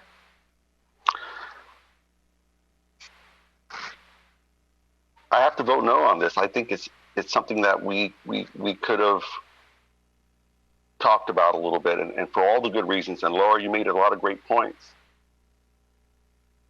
We could do all that you're saying, and we are, and we could do this one thing too. So I'm voting no. The way this is proposed, I believe that we have a path forward. Vice Mayor Salazar. I'm going to vote aye, and I also want to add that I understand the emotion around this and the the comments that Councilmember Medina made, but the gesture is one thing, but as the city manager pointed out, there's no substance or direction that we could provide tonight that would provide a path around this. We can say we don't want to do it, but as you pointed out yourself, somebody's going to have to pay the bill. And I didn't hear anything that was discussed that said, here is the plan B. And so I understand what you're saying, and I wholeheartedly support where you're coming from, but I don't see how we could have made that work. Let me make it a little clearer then, that we would postpone the rate increase until the beginning of the year. The payment of all the money would come from the ratepayer. It wouldn't come from the city, and it would be added on to the bill for they could rearrange. It's a 1.63 prorated over 12 months, but it could be conducted in the 6 months, right? From January to July. Is that right? July? Into June. Through June, right? We pay in June. So it could be, I would think it'd be something that simple that the city can't pay for it. We have serious issues with our budget. Recology is entitled to the increase. Do they need to get it now, or could they wait a little bit is what I'm proposing, and then the ratepayer will pay for it. And yes, it's very little, but it just seems so wrong. And so this is a way for just a time out, and people are going to get back to work. And if it doesn't, then we're going to be in way more trouble than where we're at now. And it's asking a good partner that if they're willing to work with us, to show that you can bend a little. Well, let me finish, yeah. Mayor. I'm going to sum it up. Peninsula Clean Energy gave $100 to those that were having the most difficulty paying their bills. That's $100, right? So what I'm asking for is just a pause, acknowledge it, and then it'll be made whole. And this is hopefully once in a lifetime pandemic for all of us. Okay, it's not much, but go ahead. Oh, it's just because we're in the middle of motion and I've let it go. Probably I should have been scolded by now. But I didn't want to interrupt and scold you. Probably should have. So the other thing too is, and so Mr. Salazar, you voted aye. Am I correct? I voted in the affirmative. Yes. Yes, and I'm going to say, Marty, I think everybody echoed and dittoed. At least 3, and yourself is 4, that said, hey, it doesn't hurt to ask. And I think that's what we're also saying as well. So go ahead, Melissa, you can ask for my vote. Mayor Medina. Aye. So motion carries 3-2 with council members Mason and Medina opposed. Okay. And so also, though, going back to what Councilmember Medina had said, and I think Laura and Michael and I were saying, does it hurt staff to sit and talk before it comes back for the final reading? No, it doesn't. And have a conversation. So I think that's something you also pointed out, Marty, which I'm sure they can do that as well. Thank you. Okay. I just want to make sure I wasn't misinterpreting. No, it's good. It's fine. So, staff. I know that doesn't help the city manager because you're saying you're going to talk about what, and I've asked you for all these parameters. So what are you asking? I think in essence what I've heard. Okay. Yeah. Maybe I'm misspeaking. Go ahead, city manager. No. Or am I think we're good. I think what we heard is that the motion to move forward was adopted, but before it comes back for final action, staff should sit down with Recology and discuss a potential delay, approximately beginning halfway through the year, which would mean for the 32-gallon toter, the monthly increase for the last 6 months of the year, instead of being 51 cents per month, would be approximately $1.02 per month. Okay. And I think it also is, whether it's promoting also the water, sewer, and garbage for those that need assistance. It's also for seeing if we can convert 32-gallon to 20-gallon to save the $7.10. So there are other things too that I know Recology already does do, but I think also here within if we do get a phone call from folks who are finding it even more challenging for the water sewer bill, put garbage aside, that staff in finance, I know, does a great job of giving them those opportunities and options. Okay. Anything else, council, or Marty, does that pretty summarize what they're going to go back and just ask? That's what our city manager said. So I think it's kind of what I asked for, but it kind of switched around a little bit. So, but I'm still happy with it. We'll talk. Yeah. And we'll be able to vote on it again. So. I think and I'd be happy to vote for it. I think it would be great that we could work something out. All right. Thank you, Marty. Thank you. You're welcome. And Mayor Medina, if when staff does that, if we can find out why it's needed now to make these increases when apparently San Mateo and Hillsborough are paying less, it'd be great to just hear that and why we have this need in San Bruno right now to raise these rates. Thank you. Okay, and I do know I got a call today, and I know in Daly City I'm hearing it went up 10 or 11%.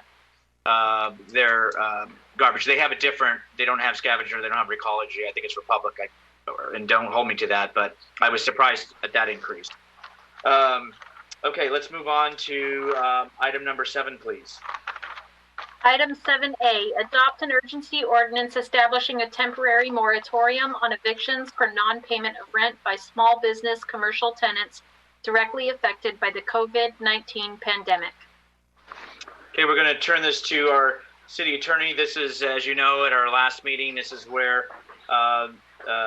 Director Smith and the city attorney Zaffarano went over. We gave our feedback, and I think came up pretty much to a consensus on asking them to bring back this urgency ordinance. City attorney.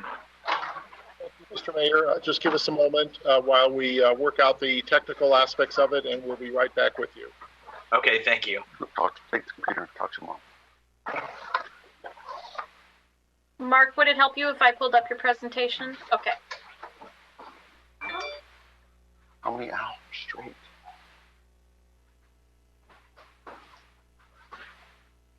Okay, well, I think we've got it, and we're going to give it a try. It looks good.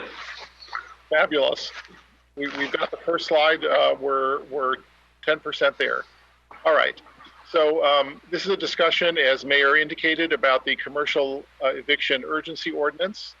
And we have a brief agenda with background. We'll just briefly go over the policy rationales and legal basis. We're going to look at the ordinance provisions that we drafted, and then next steps. So this is what we displayed last time, so I'm not going to spend any more than a minute on this particular slide. We have shelter-in-place orders and a state order on March 16. March 23rd, the county adopted a moratorium on residential evictions that covered the entire county, including the city of San Bruno. And then on April 7, the county adopted a moratorium on commercial evictions that covered only the unincorporated areas. And then at your last meeting on the 28th, Mr. Mayor and members of the City Council, you provided direction to staff to draft an ordinance that was similar to those that were being adopted almost universally by other cities on the peninsula. So briefly to review the policy rationales, we've all said it before. The city manager said it, council members have said it. We're in a severe and unprecedented economic time that will hopefully only occur once in our lifetime. There is clearly a public interest in small businesses remaining open, well, because they provide essential services during the pandemic. We've used them all. They're essential for the public health, safety, and welfare. There's also a public interest in other small businesses reopening when that's allowed. And you've already seen some of that possibility of reopening with the state order, although the county orders are still in effect. But eventually that will occur, not immediately, and those businesses are also essential to the health, safety, and welfare of the residents of our community. City Council also briefly looked at some of the other considerations about whether to adopt this kind of ordinance. There is a more equal bargaining position between commercial landlords and tenants than in the residential setting. The City Council considered that some landlords might qualify as small businesses themselves. So not just tenants, but landlords might be. And then in addition, you heard that the courts are not hearing any eviction cases until 90 days after the shelter-in-place order is lifted by the governor. So the possibility of an actual eviction is relatively low. We did talk briefly about the legal basis for the ordinance. The government code provides you with that authority. It does require factual findings, which we've included in the ordinance. And the courts will generally defer to the City Council's factual findings. Important to note, this does require a 4/5 vote of the City Council, so four affirmative votes are required for the adoption of this ordinance, and if that occurs tonight or at a later date, the ordinance is effective immediately. There's no second reading like there is for other ordinances. Let's take a second and review the ordinance provisions that we included based on the City Council's direction. So the first question was, what should be the floor or the ceiling for annual gross receipts for tenants that would qualify? And what the City Council directed was $5 million. And so that covers over 90% of all of the businesses in San Bruno. So quite a generous, large number of small businesses included in that definition. The ordinance would be effective until the 31st of this month unless extended. And hold that thought, we're going to come back to that at the very end. It would also apply, looking back, to all unexpired notices of eviction. And there was one council member that requested that we look at, can we make this retroactive to, some month and a half or more ago when the shelter-in-place order was first indicated, and we're not recommending that at this time. There is a legal risk in applying this to notices of eviction that have already expired, and applying the ordinance retroactively, I would suggest, is not an appropriate legal risk to take under these circumstances. So we've made it applicable to unexpired notices of eviction. So if you're a commercial tenant and you received a notice of eviction from your landlord, and that notice hasn't expired yet, this ordinance would protect you. Like the other ordinances in the county, this requires landlords to notify tenants of the ordinance itself and to their right to submit documentation for why they can't pay the rent due to a COVID-19 related inability to pay. And that's very similar to the other ordinances in the county. And the City Council also requested that we include a provision also similar to ordinances in the county, that the tenant can defer paying rent for up to 90 days initially, but then can request from the landlord 3 additional 30-day periods. So that would bring them to basically the end of November of this year if they requested and received those additional 3 30-day periods. The ordinance, similarly also to other ordinances, prohibits late fees. The City Council did request that we include the possibility of granting a hardship waiver for the landlord. So the landlord can make its case to the city manager, whose decision is final, regarding whether there should be a hardship waiver or not for that particular landlord. The City Council also requested that we make it clear that enforcement would be by the private parties and not the city. And then finally, getting back to that expiration date, May 31st doesn't seem like that long from now, and somebody might ask, why don't we make it extend longer than that? And the answer to that is that the state order issued by the governor only authorizes cities to do this until the 31st. And so it's possible that that order will be extended, and if it is, the City Council can similarly extend this ordinance. Let's say the governor decides to extend that authority to all the cities in California to adopt these kinds of ordinances. Then we would plan to come back to you on June 2nd at the special City Council meeting that's already scheduled for another matter to bring this back for a further extension. And that only results in having to look back a day or two for any gap. So that's not a problem. So that's the reason why it's only valid until the 31st of this month. So what are the next steps? If there's any questions, I'd be happy to answer them.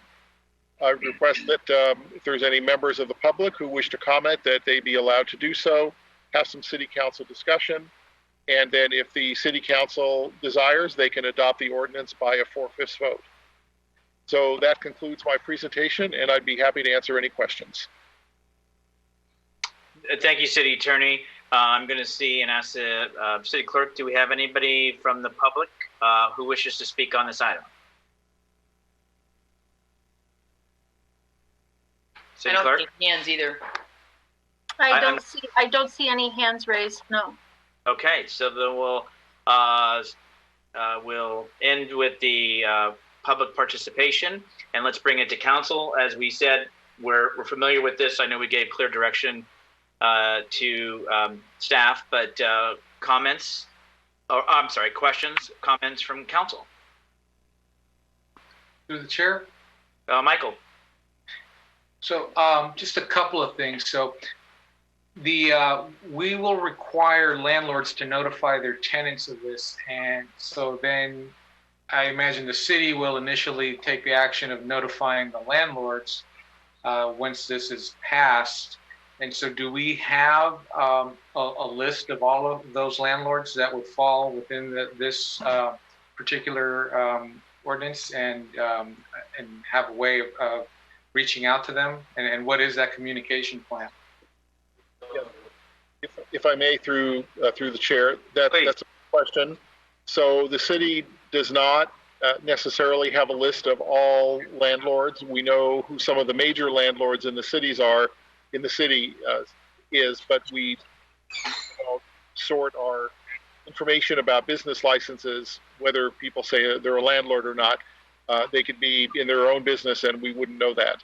So normally what we would do is reach out to the major property owners in the city and also to the groups, the interest groups that do represent landlords, and notify them. I'm sure they're following this throughout California, if not just in San Bruno and on the peninsula, and it likely will not come as any surprise that the city of San Bruno, along with almost every other city on the peninsula, is adopting this kind of ordinance.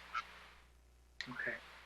And then in terms of the hardship waiver, so the city manager will be tasked with passing judgment on whether people qualify for that waiver. And if the waiver is granted, then that means that that particular landlord will be allowed to evict his tenants? Not necessarily. They would only be allowed to serve the tenant with a notice of eviction. But as I indicated before, the courts are in essence closed for any of those proceedings for really the foreseeable future. And so those matters would not be proceeding in court. Okay. All right.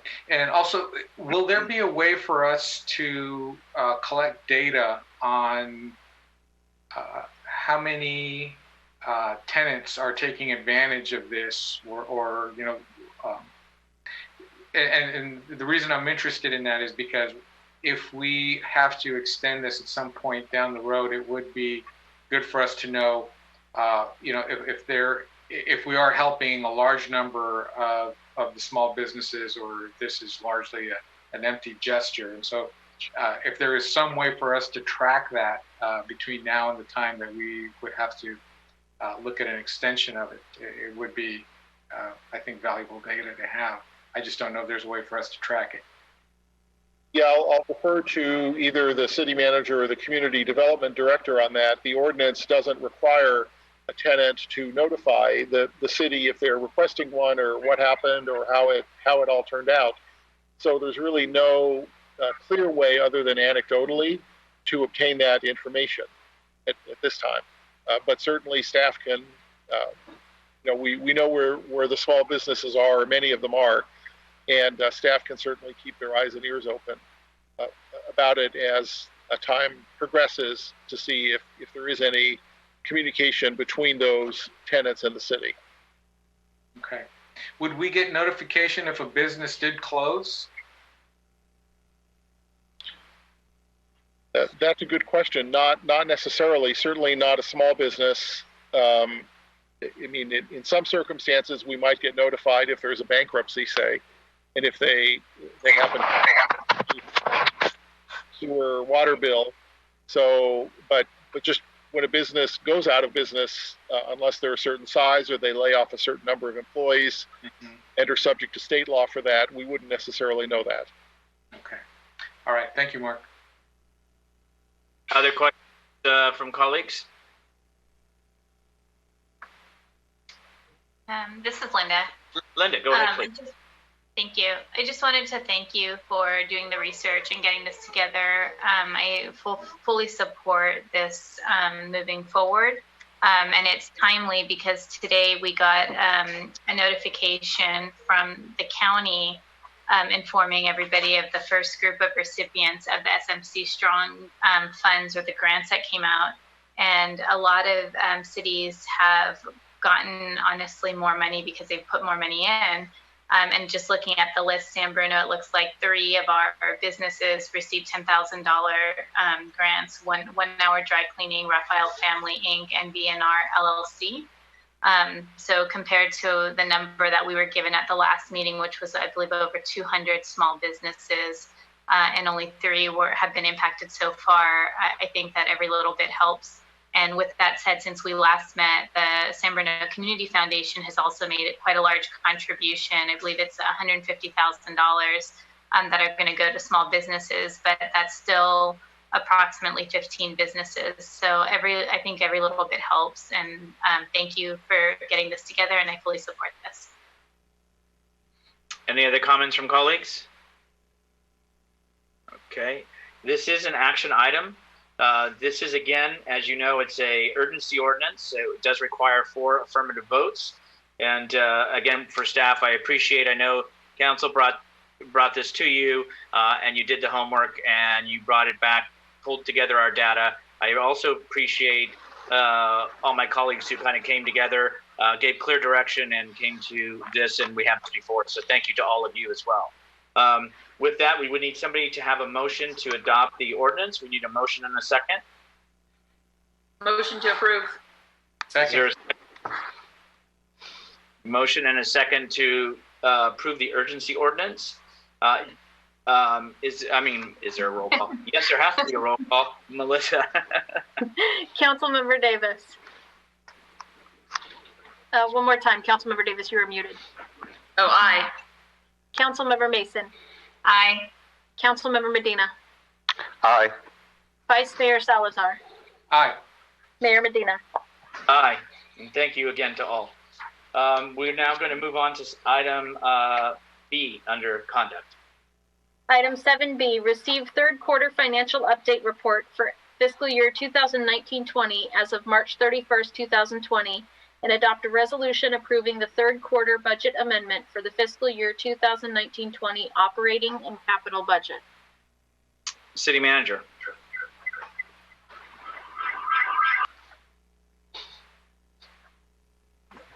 Mayor Medina and members of the city council. You're good. Go ahead. Mayor Medina, members of the city council. Our presentation will be provided by Finance Director Keith DeMartini. It is a third quarter update for the current 19-20 fiscal year. We will also be providing a high-level overview of where our revenue projections are for the coming fiscal year, FY 2021, that will begin July 1. After the Finance Director's presentation, myself and him will be available for any questions. Director DeMartini. Thank you very much, Javon. I'll be sharing my screen now. We see it. Okay, good evening, Honorable Mayor, members of the City Council. First, can you hear me okay? Yes, go ahead. You see the presentation on the screen as well? It is. All right, great. Okay, so as City Manager indicated, I'll be providing a high-level overview of the city's financial projection through the end of the third quarter, which is through March 31st.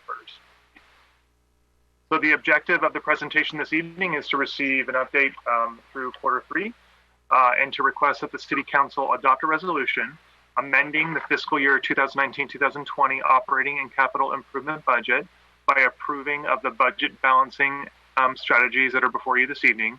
And then staff are also wanting to provide a very high-level preliminary overview of the general fund projected budget deficit in next fiscal year's budget, fiscal year 2020-21. The agenda for the presentation this evening is to provide an overview of the major general fund revenue sources and the expenditures, and where staff are projecting that we will end the end of the fiscal year. We will focus on the general fund primarily. We will also speak to the 4 enterprise funds and the internal service funds as well. Again, provide council with a preliminary projection of where we think we will end, where we think next year's revenues will be, and then also leave it open to City Council for discussion and direction from you. Just as a reminder, staff do come before the City Council on a quarterly basis. At the end of each fiscal quarter, staff provides a high-level overview of revenues and expenditures to date. We also provide a projection of where we think we will end up at each fiscal year. Quarter one is a very preliminary review. Quarter two for the mid-year report is a much more detailed review. And then quarter three, where we are today, we are incorporating a great deal of feedback that we get with review that we do with each department director as we prepare both the end of the year fiscals projections for the current year, as well as in preparation for next budget cycle. So let me first provide an overview of the city's general fund budget for the current fiscal year. This slide shows a very, very high level review of revenues and expenditures for the general fund. As you can see, the council has adopted a balanced budget in both both the current year and the prior year. But as you can see in the fiscal year 18-19 adopted budget, in order to balance that budget, it did require the usage of $1.8 million of fund balance in order to create a balanced budget in last fiscal year. In the current fiscal year, council adopted that budget by only needing to appropriate $325,000 of available fund balance in order to balance that budget.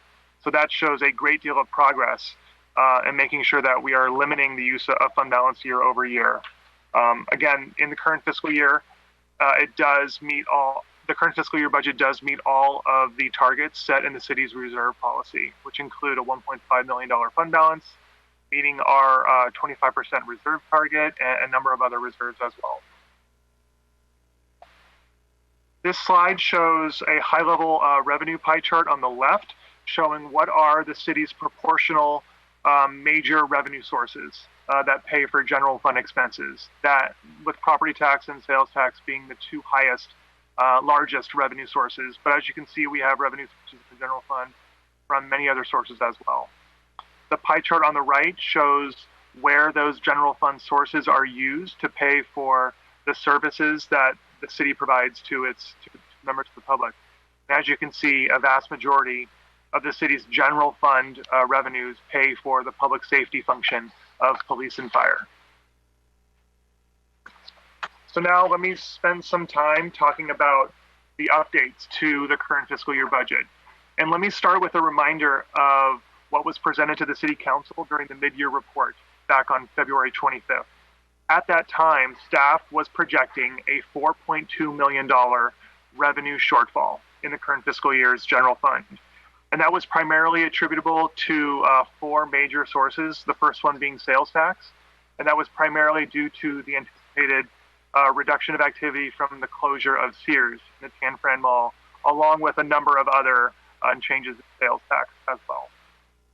Staff also learned that our motor vehicle license fee revenue that comes from the county, from the state through the county, was projected to be about $1 million in a deficit. So that was taken into consideration.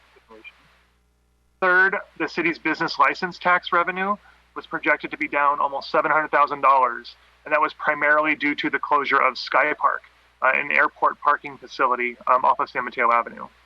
And then fourth, due to the delay of a number of large development project reviews with the Community and Economic Development Department, staff was projecting the city's building permit fee revenue to be reduced by about $1.9 million. In February, the City Council took actions to balance that deficit by about $3.7 million, and that left the remaining $500,000 to be addressed during the Q3 report, where we are today. The City Council took actions at that meeting in February to delay a number of capital projects and use that project funding to help balance the city's general fund budget. That was about $2.8 million. And then there were a number of other actions taken to reduce operating expenditures, delay the hiring so we can achieve savings from hiring, reduce our annual allocation into the city's equipment reserve fund, and also utilize unappropriated fund balance in the general fund. So those actions have already been taken and have already been incorporated into the current projection before you this evening. So since the Q2 report, the mid-year report, staff has been working diligently to understand what are the impacts to the city's budget related to COVID-19. Staff delivered a presentation early in April as to the preliminary impacts related to COVID-19, and that's summarized here on this table before you right now. Staff are projecting a little over a $3 million shortfall in our revenue. That comes from a variety of sources, from sales tax and business license tax and transit occupancy tax and departmental revenues. Staff were also, though, projecting to experience some savings in our expenditures due to the closure of many of our facilities and the postponement of services that the city provides. And there were also some additional increased expenditures related to COVID as well. But this slide shows that just COVID itself in the current fiscal year was about a $2.7 million impact on the general fund. There were a number of other changes that have been incorporated into the current fiscal year projection as well. The most notable ones noted here: the beginning fund balance for the general fund in the current year, now that we have completely closed out the prior fiscal year, actually showed a little bit of improvement, a little over $300,000.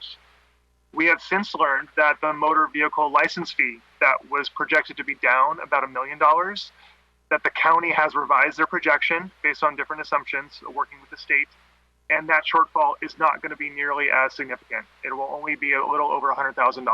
So it shows a little over $830,000 improvement. The city will also realize additional interest earnings on the city's investments, greater than we originally budgeted. And the city is projecting to see a little less than $2 million of additional expenditure savings. The staff have combed through every line item in every department budget over the last month and a half, 2 months, in preparation for the budget, and through vacancy savings from unfilled positions to line item savings in materials and supplies and contracts, and equipment and vehicles, staff believe that we can achieve a little less than $2 million of additional savings. So with that, let me transition from where we were at the mid-year report to where we are today. Again, at the mid-year report, council took an action to resolve a majority of the projected $4.2 million deficit that left about $500,000 of a deficit to be resolved. That's the first line on this table before you. Since then, we incorporated the impacts of COVID-19, both on our revenue loss and some expenditure savings shown on this table here. We also incorporated the revised projection from the motor vehicle license fee of about $832,000. And then there were a number of additional expenditure savings that I articulated earlier, and some changes to a number of revenue sources that total about $730,000.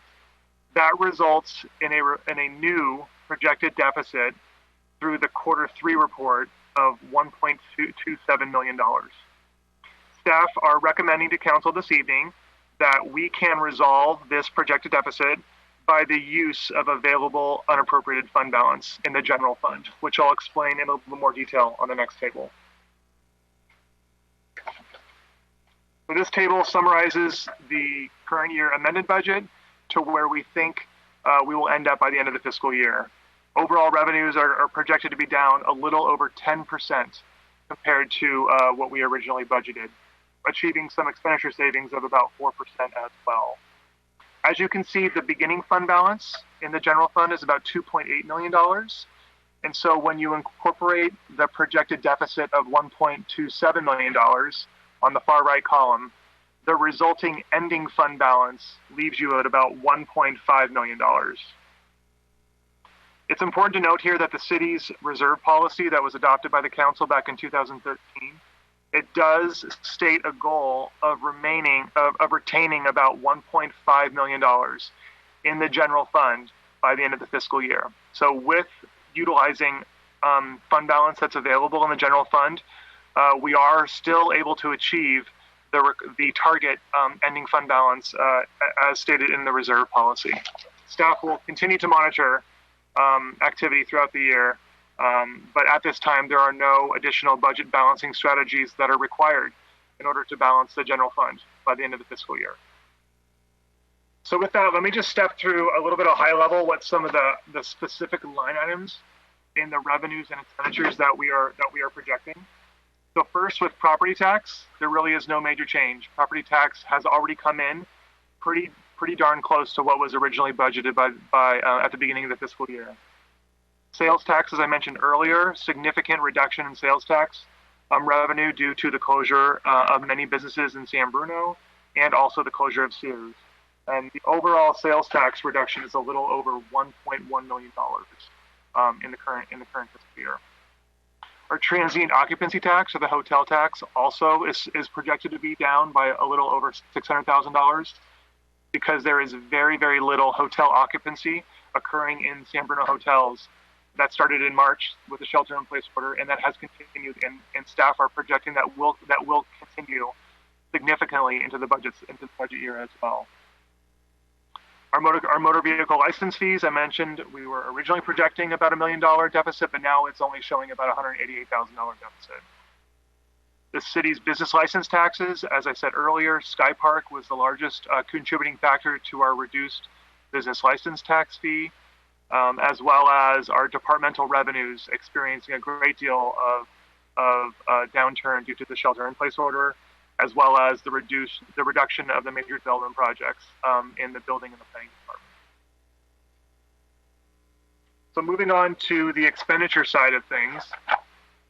Expenditures through Q3 it represents about 75% of the run rate, so it's about on par with what the run rate shows. Staff, though, is projecting a great deal of savings by the end of the fiscal year through Q4, again, through the reduced services that staff are providing during the shelter-in-place orders. We will see additional savings in Q4. And as I mentioned earlier, staff combed through every line of every department budget over the past month and a half in preparation for the budget, and we identified significant savings that we plan to realize by the end of the fiscal year. So with that, let me shift gears to talk about the 4 enterprise departments in the city's budget. They're the water, wastewater, city net services, and stormwater, and they operate more like their own standalone business. For water and wastewater, the revenues and expenditures coming in are as planned. It includes 9 months of the service charges of the third year of the rate increase already in effect. I will talk about city net services in a little bit more detail in the next slide. There's an action before council for city net tonight. And stormwater fees are coming in as projected as well through the county property tax roll. So for city net services, it is important to note that in the current fiscal year budget, that their budget was reduced by over $1 million year over year. That was done on purpose due to a great deal of effort put in place to renegotiate a number of longstanding contracts with the City Net Services Department. And they have made a great deal of progress in being successful with those renegotiations. And as you can see, the projected deficit in the City Net Services Department in fiscal year 18-19 compared to what is being projected in 19-20, it's a change of about $1.2, $1.3 million. So a significant amount of improvement has occurred in this operation year over year. But with that great progress, they are still projected to run a very modest deficit in the current fiscal year. And that was primarily attributable to some of the highlights on this slide. Despite some unplanned technology expenses related to cybersecurity efforts and the movement of their head-end equipment and facility to a remote location, there were some additional operating savings and some additional expenses to that as well. And as council is aware, there was a previously approved rate increase that took effect on April 1st. And that was really necessary in order to apply the new rate structure to make sure that they are able to continue to provide the service offered to the public with the rising costs of many of the television channel providers and their equipment vendors. Staff is continuing to analyze and monitor the budget for the department to ensure that they do not, that their budget deficit does not get any higher. In recent years, the City Net Services Department has not been able to generate adequate revenue to cover their annual operating expenses. Again, they have made a great deal of progress this year, though. Over time, this has resulted in a negative fund balance in the City Net Services Enterprise Fund. The fund balance, it's reflected on the city's comprehensive annual financial report, the financial statements, as a loan to the general fund.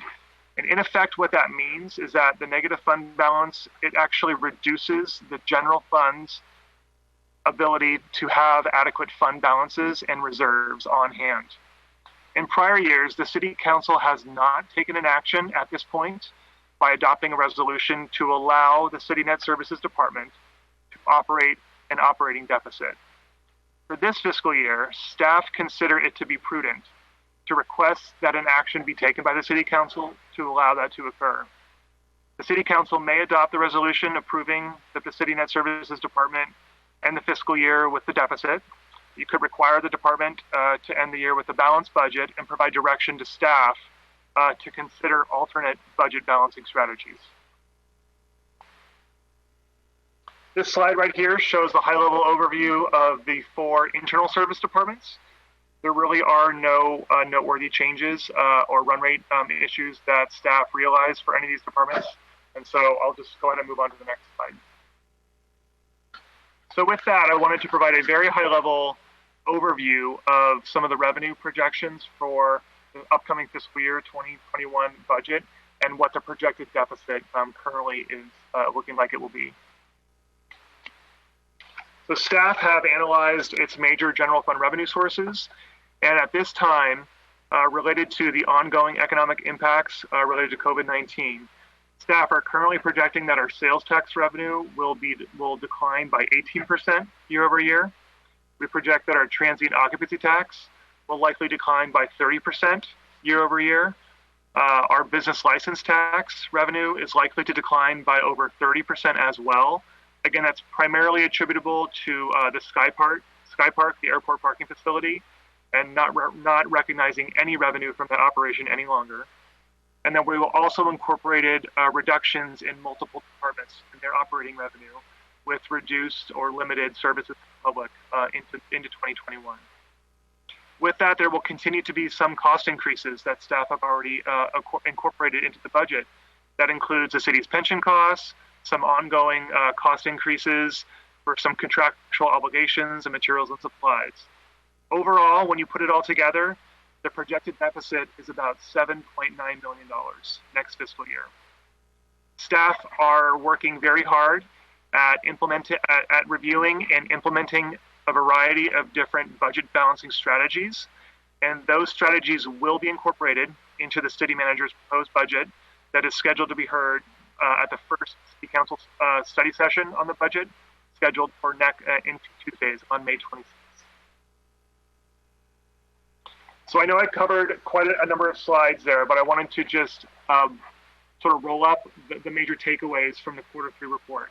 First, for the general fund. The general fund is experiencing reduced economic and development activity, primarily due to the coronavirus in the months that will occur from now on. And related to the shelter in place, our revenue reductions will be experienced this year and next fiscal year, and likely multiple fiscal years to come. At this time, though, resident service needs do remain, and some services that the city offers may actually increase. And so those changes will be incorporated into next fiscal year's budget. We do have reduced public services right now, and with that, we are able to achieve some savings from staff vacancies and other identified savings. Those have been incorporated into the projection as well. And before you this evening, in order to balance the budget this current fiscal year for the general fund, staff is recommending the use of available unappropriated fund balance in the general fund in order to do that. As far as the enterprise funds, again, City Net Services has made significant progress in achieving financial stability, but they are projected to run a small deficit this fiscal year, and staff is requesting an action of the council to allow them to do so. So with that, please receive the Q3 report, and staff is requesting that you adopt a resolution amending the current fiscal year operating and capital improvement budget by approving of the budget balancing strategy, and also approve of the City Net Services Department having a projected operating deficit of $276,000 by the end of this fiscal year. That concludes my presentation. Be happy to answer any questions you may have. Thank you very much. Thank you, Finance Director.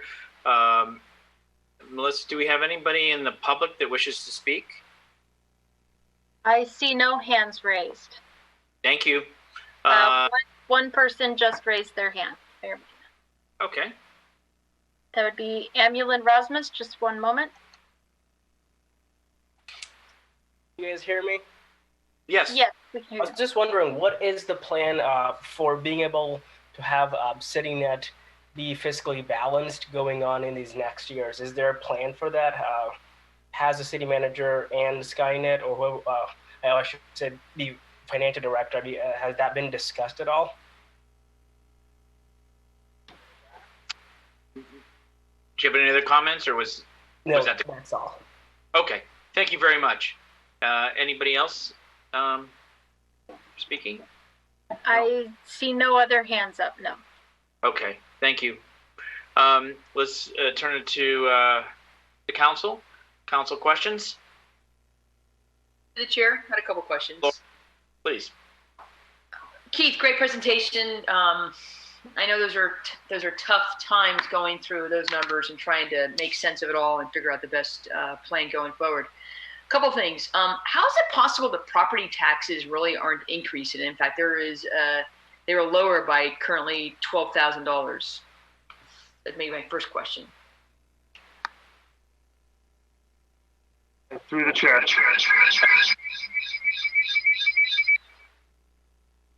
Okay. Okay. Go ahead. So, if your question is how come the city is not experiencing any reduced property tax related to COVID-19, or if you can just clarify the question. Sure, no, it's the revenues. If you look at this slide back, several slides back, where you look at the revenues for property taxes, and you indicated we're right in line, which it looks like we're right in line, but it's $12,000 less, and I know I'm paying more this year than I did last year, so just curious how that works out. Sorry, yeah. Okay, sorry, through the chair. So what we're experiencing in our property tax revenue is very similar to what other cities are experiencing in San Mateo County. We do work with a consultant to assist a very detailed property tax revenue projection for us for each fiscal year. It incorporates assumptions for turnovers of property and the reassessment of properties. but most of our properties in San Bruno, there are very few on the market, and so it's fairly straightforward to project property tax revenue based on the basically the cap of the Prop 13 increase of up to 2% annually. And so it's not a surprise that what's actually come in for the current fiscal year is about what it was originally budgeted. Okay, and then my next question is, can we go back to the slide where we talk about CityNet services, because it looks like the CityNet services are also lower by the revenues are 6.8 versus, I guess last year, well, no, last year as of 3/31, it was 7.3. So what's the correlation between the CityNet service revenues being down 500,000? Timing?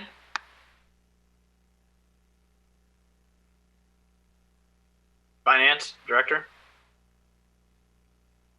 Hi, Council. He's tossing that one to me. Manager. So Javon Grogan, City Manager. Laura, you're asking about CityNet and why is the revenue now down. I think there are two things that we need to point out. We implemented a new rate plan. We've had a number of people transition from our old rate structure to the new rate structure. The new rate structure is geared at having the delta between what we charge for the services and between what the customer pays and what we charge for the customers provide more revenue to the city. What is also true is that we are losing customers from those classic rate plans. As that happens, our revenue decreases. What may happen, and we saw stats from the last 2 months, is that we lost people from those old rate plans, but people signed up for internet. And so what that also means is that part of our deficit per customer went down because we lose money on those old rate plans. However, on internet and on our new rate plans, we make more money. So to truly understand what's going on, you have to look more at a holistic view of where the department is on a customer by customer base. In addition, I think the other point from that slide, and I know it's not up on the screen, but it's important to look at the expenditure number from last year that was $11.2 million, and the year end is projected to be 9.8. As the city council and the public knows, the plan that we implemented this year was essentially to stop the digging. And so last year, the division ended with a deficit of $1.5 million, nearly $1.6 million. This year, that's projected to be down to just under $300,000. That's significant progress in the department lowering their expenditures from 11.2 million to 9.8. Now that's also a result from those customers on those classic plans stopping those services and transitioning to other plans, because for every customer on those classic plans that we have, we essentially pay more for those plans than we earn on those plans, and so that decreases our expenditures. And the high level summary is we were not able to make up all of that ground, essentially that entire $1.561 million deficit this year. The department has made a lot of progress with renegotiating a number of their contracts, and there's still some work to go. But as we know, CityNet services, or historically the cable department, has not historically been balanced. This is the closest that they are coming to balance in the last 5 years, and we still have some work to go to get them balanced. And we know that the business plan for the enterprise rests on the fiber to the home project, that we are still having no way to fund that full $12 million. And so if we do not have that $12 million either in a financing plan that the enterprise can pay back or through community benefits, we may very well be looking at a phased approach to implementing fiber or tougher decisions with regard to the enterprise. Thank you so much for that really high level and understanding. It's sometimes difficult to go through those decisions that you make to lose customers, but in the end, we can't be doing business where every customer we're losing money. So I understand that point. So thank you. Marty. Thank you. Yeah, CityNet services.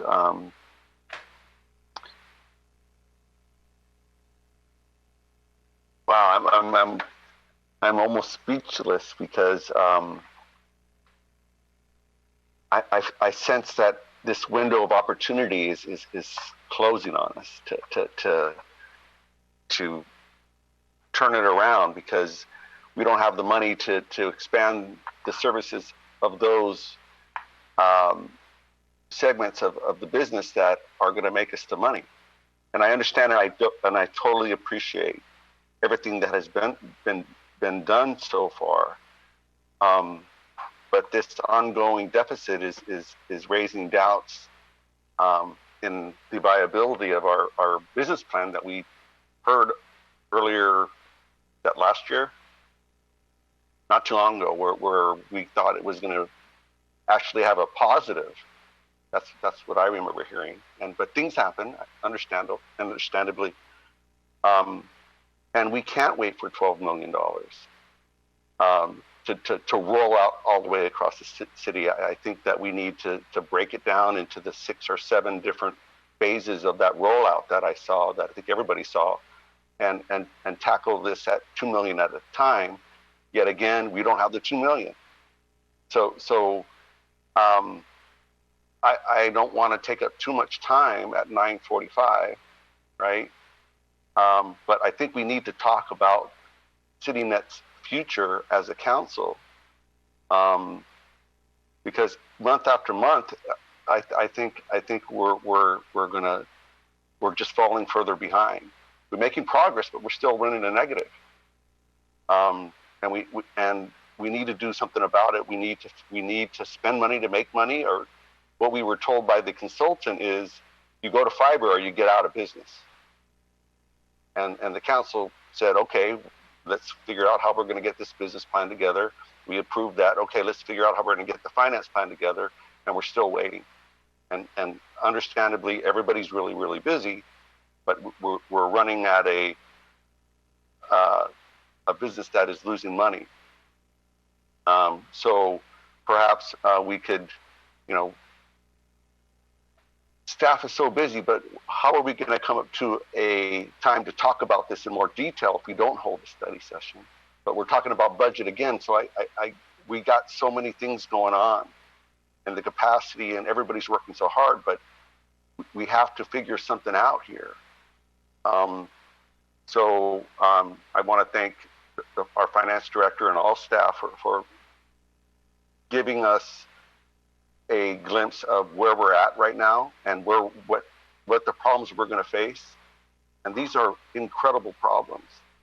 So it's my understanding from the data there that maybe this is a question I can get an answer for now, is that by having these rate increases is reducing our projected deficit to where we're still going to be in the red by 276,000. That by raising the rates, it's baked in that we're set to be $276,000 in the red. That's my first question, Mayor. Yes, Marty, that's true. But to your point, the honest answer, if we're brutally honest about the enterprise, is that the $16 million loan was built up since approximately 2008. What's also true is that we have to grow ourselves out of this problem, CityNet and elsewhere. We do not have the $12 million to invest in the fiber to the home project. And we talked as a city council that one of the ways that we were going to strive to do that was through economic development. Things like the Mills Park project that was set to bring in over $10 million in community benefit, and a project with over 400 units that the staff negotiated with where all of those units would have San Bruno cable piped directly into them. We know from the existing multi-unit projects that we have already fibered that that is the path forward, fiber. We have fibered a number of our large multi-unit complexes, and our penetration rate and our revenue rate is good. And so economic development is a part of the plan, and approving projects that will provide community benefit, that even so we can phase it in a $2 million increments. And so Mills Park went before the city council about a year ago. It wasn't approved. It will come back before the city council, but that is one classic example of how we can acquire the funds to do, I know what this council wants, and Marty, what you want, which is to have community benefits and economic development that will help to revitalize the enterprise. Currently, the enterprise owes the city's general fund $16 million. And that $16 million that's not in our reserve account, that has been built up over time because the city has, one, used money from the enterprise to supplement the general fund, and allow the subsidy of entertainment because the fees were not raised on an annual go-forward basis as our cost increased. And so we find ourselves in a challenge. And 2 years ago, when I became the city manager, I think the marker was clear from the city council, which is begin to turn around the enterprise. And we set forward a path to develop a business plan that is really based on fiber to the home. And we also set forward a plan to stop the digging. And the good news is that the deficit is projected to be over $1 million less this year than it was last year. And the division has done an amazing job at renegotiating a lot of contracts to save significant amounts of money, instituted new rate plans, and took a very, very tough step to increase fees when they hadn't been increased in 3 years. That hasn't solved the more than 10-year problem of the enterprise in 1 year. But we have to grow ourselves out of this problem, both the city net problem and the city's fiscal sustainability problem. And economic development is one of the core ways that we have to find a way to do that.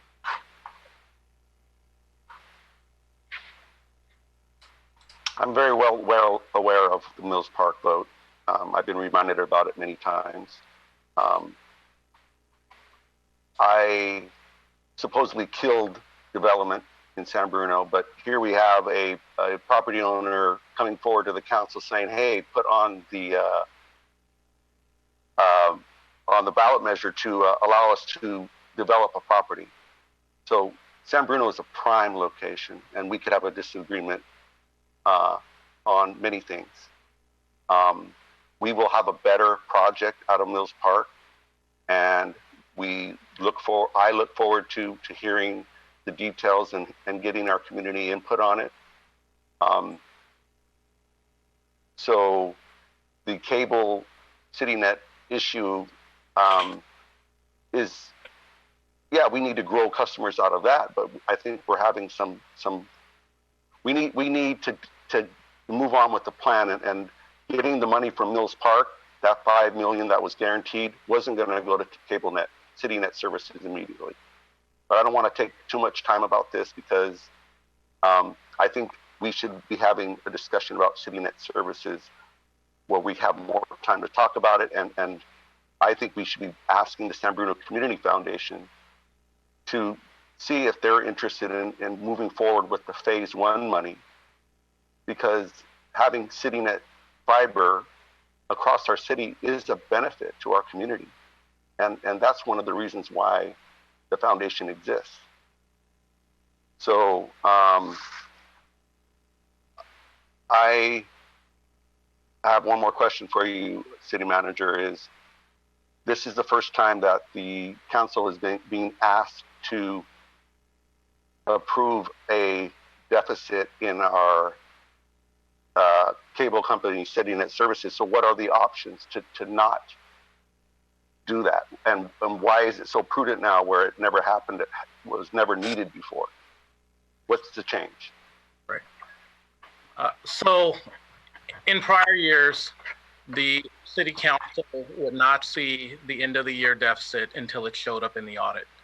One of the things that we wanted to change was to bring the city council quarterly updates as often as we, with as fresh information as we had.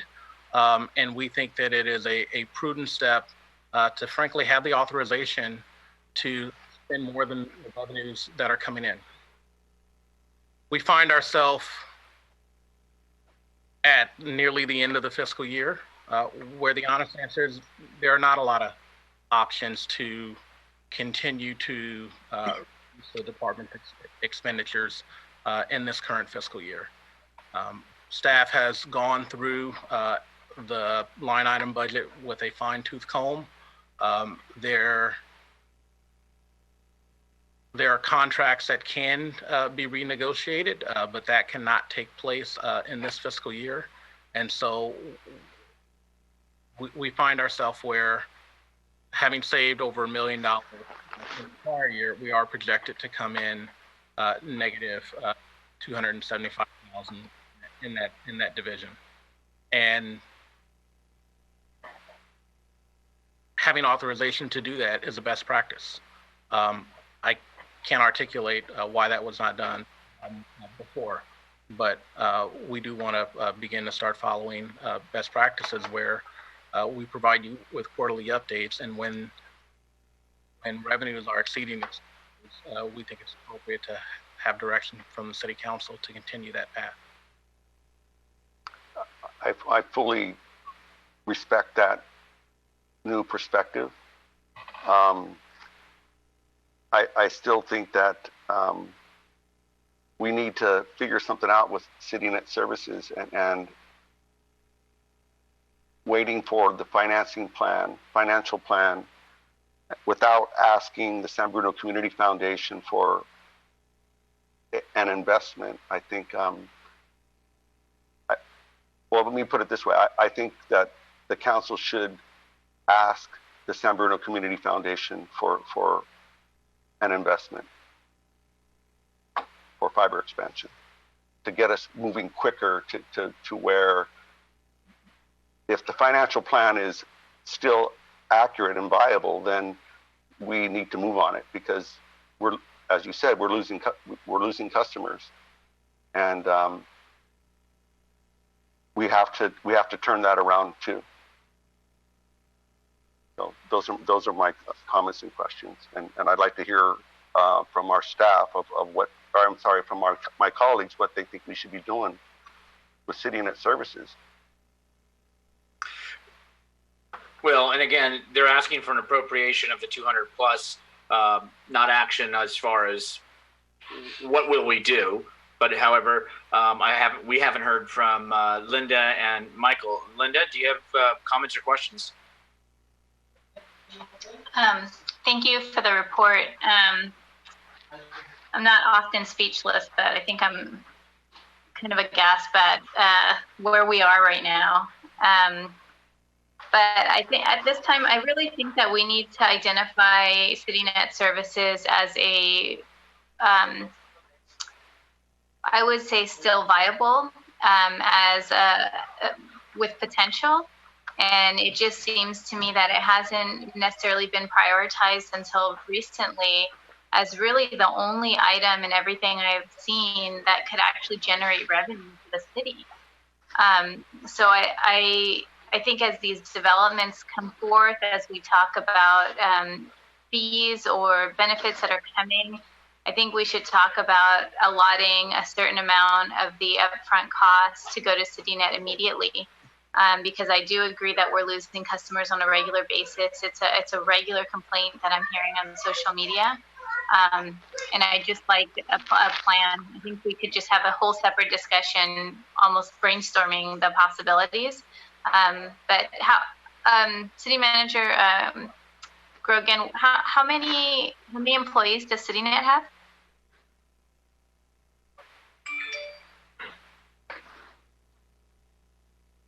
I don't know if you heard the question. How many employees does CityNet have? Approximately 20 full-time employees. 20? 20. 20. Yeah, I mean, we have employees who are invested in the organization. We have, I believe it's over 40% of the San Bruno population invested in this community organization, as I see it. And I really think that we need to look towards a future for it. So I understand what we're voting on tonight. This is just commentary, but I do really want to see it succeed, and I want to see us invest in it because I think we could get a return on the investment. I don't know what else to say. Hey, hold on, Linda, were there other questions in regards to the presentation or on the third quarter? No, I understood. I understood. I don't have any further questions. Thank you. Thank you. Do you have anything? Through the chair, if I could, I just wanted to thank Javon and Keith for that report. Definitely a very sobering report. Not a lot of good news, but appreciate the efforts that you went through to identify the fixes that are going to get us through the end of the year. And I definitely appreciate the projections into next year so that we know what we're walking into. And also appreciate the candidness and the openness of highlighting the issues where we are going to have problems. The 276,000 is definitely, it's not welcome news, but it is a huge improvement over what we've been seeing in past years. And sadly, I mean, there was a time when the cable enterprise generated over $1 million a year in revenue for the general fund. It's just, it's gone away. So, I mean, it is positive. We're definitely seeing some improvements in the new business plan. So that number is looking more, I don't know, promising at this point. And I definitely support everything that staff is doing on this. My only question is just logistically, what does it mean that we have this operating deficit in that enterprise? So are we then covering any liabilities out of the general fund to make up for that and then just calling it a deficit? But what does that mean on a more practical level? Yeah. Good question. What it means is that the general fund subsidy to that department will increase. And so that loan balance of the general fund will increase. And in prior years, council really didn't see that until after the year closed. Right. We think it's prudent to let you know about that. The other thing that we can do, I know Councilmember Medina asked for a study session on CableNet. We are happy to schedule that if council desires. We will be entering our 2021 budget discussions, and we have a all-day budget retreat planned for the 27th where the cable director will be there, and we will have, for all of our departments, but including that department, detailed conversations looking at not only the operating, but the capital expenditures within each department. That is a time where we can have a deeper dive and schedule a special study session on CityNet. It is an important part of our enterprise. It's not lost on the council nor me that we do have 20 employees in our workforce that provide services there, and they are very aware of these discussions and the viability, and frankly that we have to turn that enterprise around, and we cannot continue to subsidize it. And I was on a Zoom call a few weeks ago with every member of that team talking about some of the financial challenges we have there, and everyone gets it, and everyone's working to turn it around. And we made significant progress, and we have a ways to go. And I remember a while back it was proposed that we basically write off that debt that enterprise has on, and you know, that claim on, or the general fund's claim on those funds, and with anticipating that it may never get paid off. Is there any benefit to us just essentially writing off the debt and just erasing it? Does that make our financials look any better, and is there any benefit to doing that? No, you essentially bake in the loss, right? Right now it's a loan. The enterprise does have value, If the city ever decided to get out of the business of providing cable services, and if the business is turned around, I think Councilmember Mason said it, it could be a profit center. We know that the way forward and the business plan for the enterprise rest on the fiber to the home.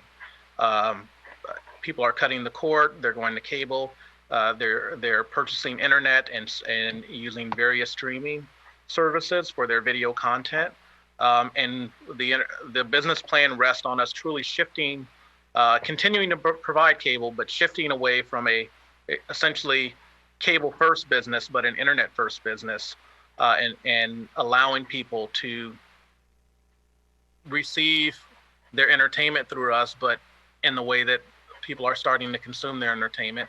And we know that internet has a higher profit margin because some of the retransmission fees that we incur. We have to negotiate with HBO, Showtime, Cinemax, and even the local cable providers. And so that oftentimes puts us at a disadvantage, even though we sometimes participate with in a conglomerate. So we're working on the transition, and I think and frankly, I know the business plan that we have is solid. But what we all know is that takes an infusion of cash to fiber every home in San Bruno, and that cost right now is $12 million. Okay, thank you.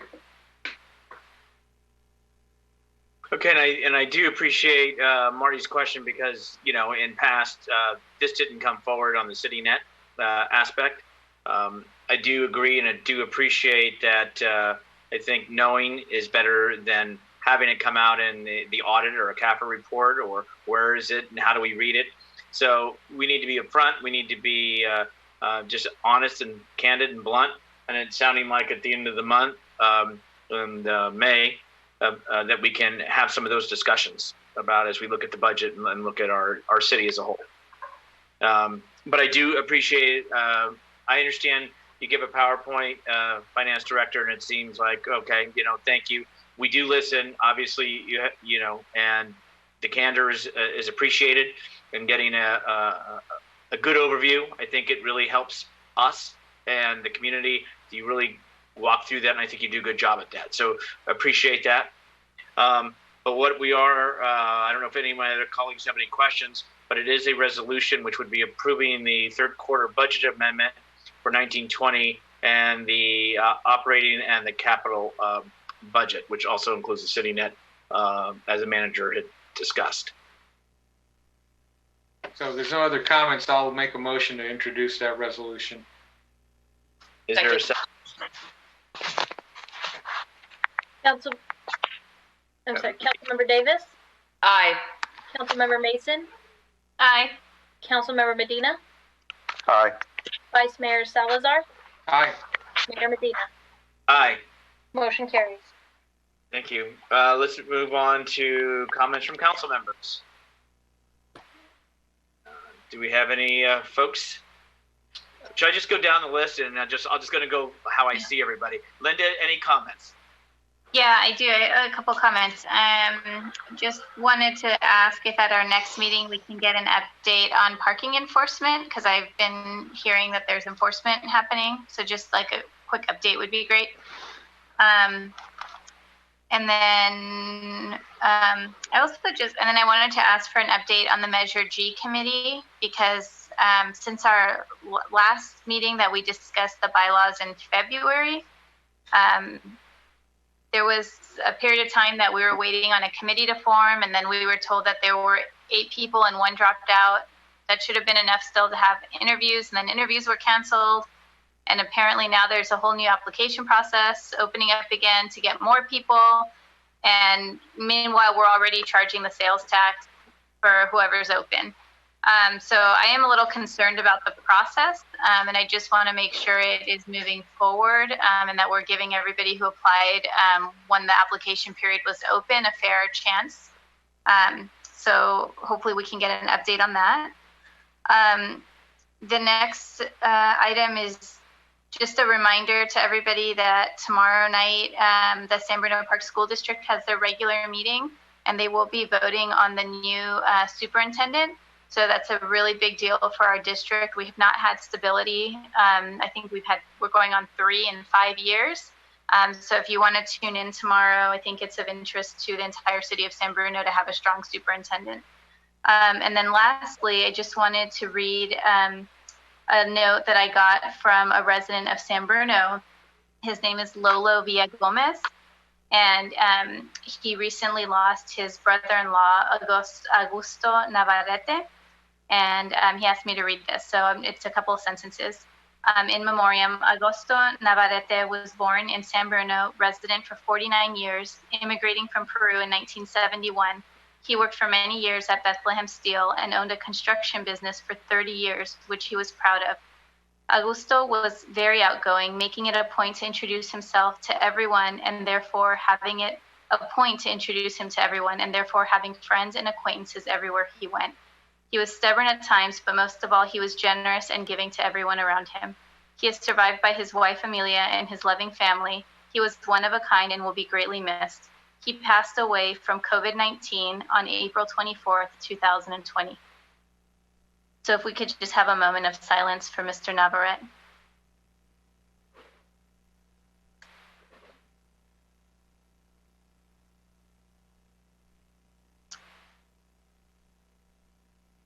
Thank you. Thank you, Linda. And Linda, if I may, before I go on to Michael, is when you said update parking enforcement, can you quantify what that means?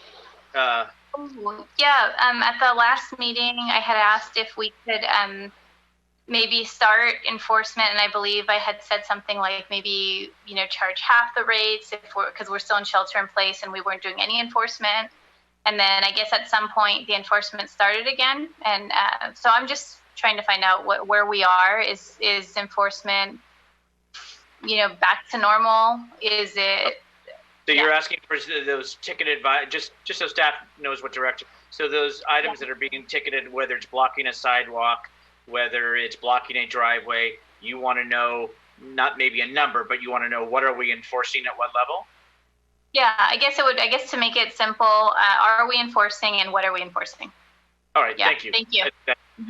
Michael? You. Nothing from me. Marty?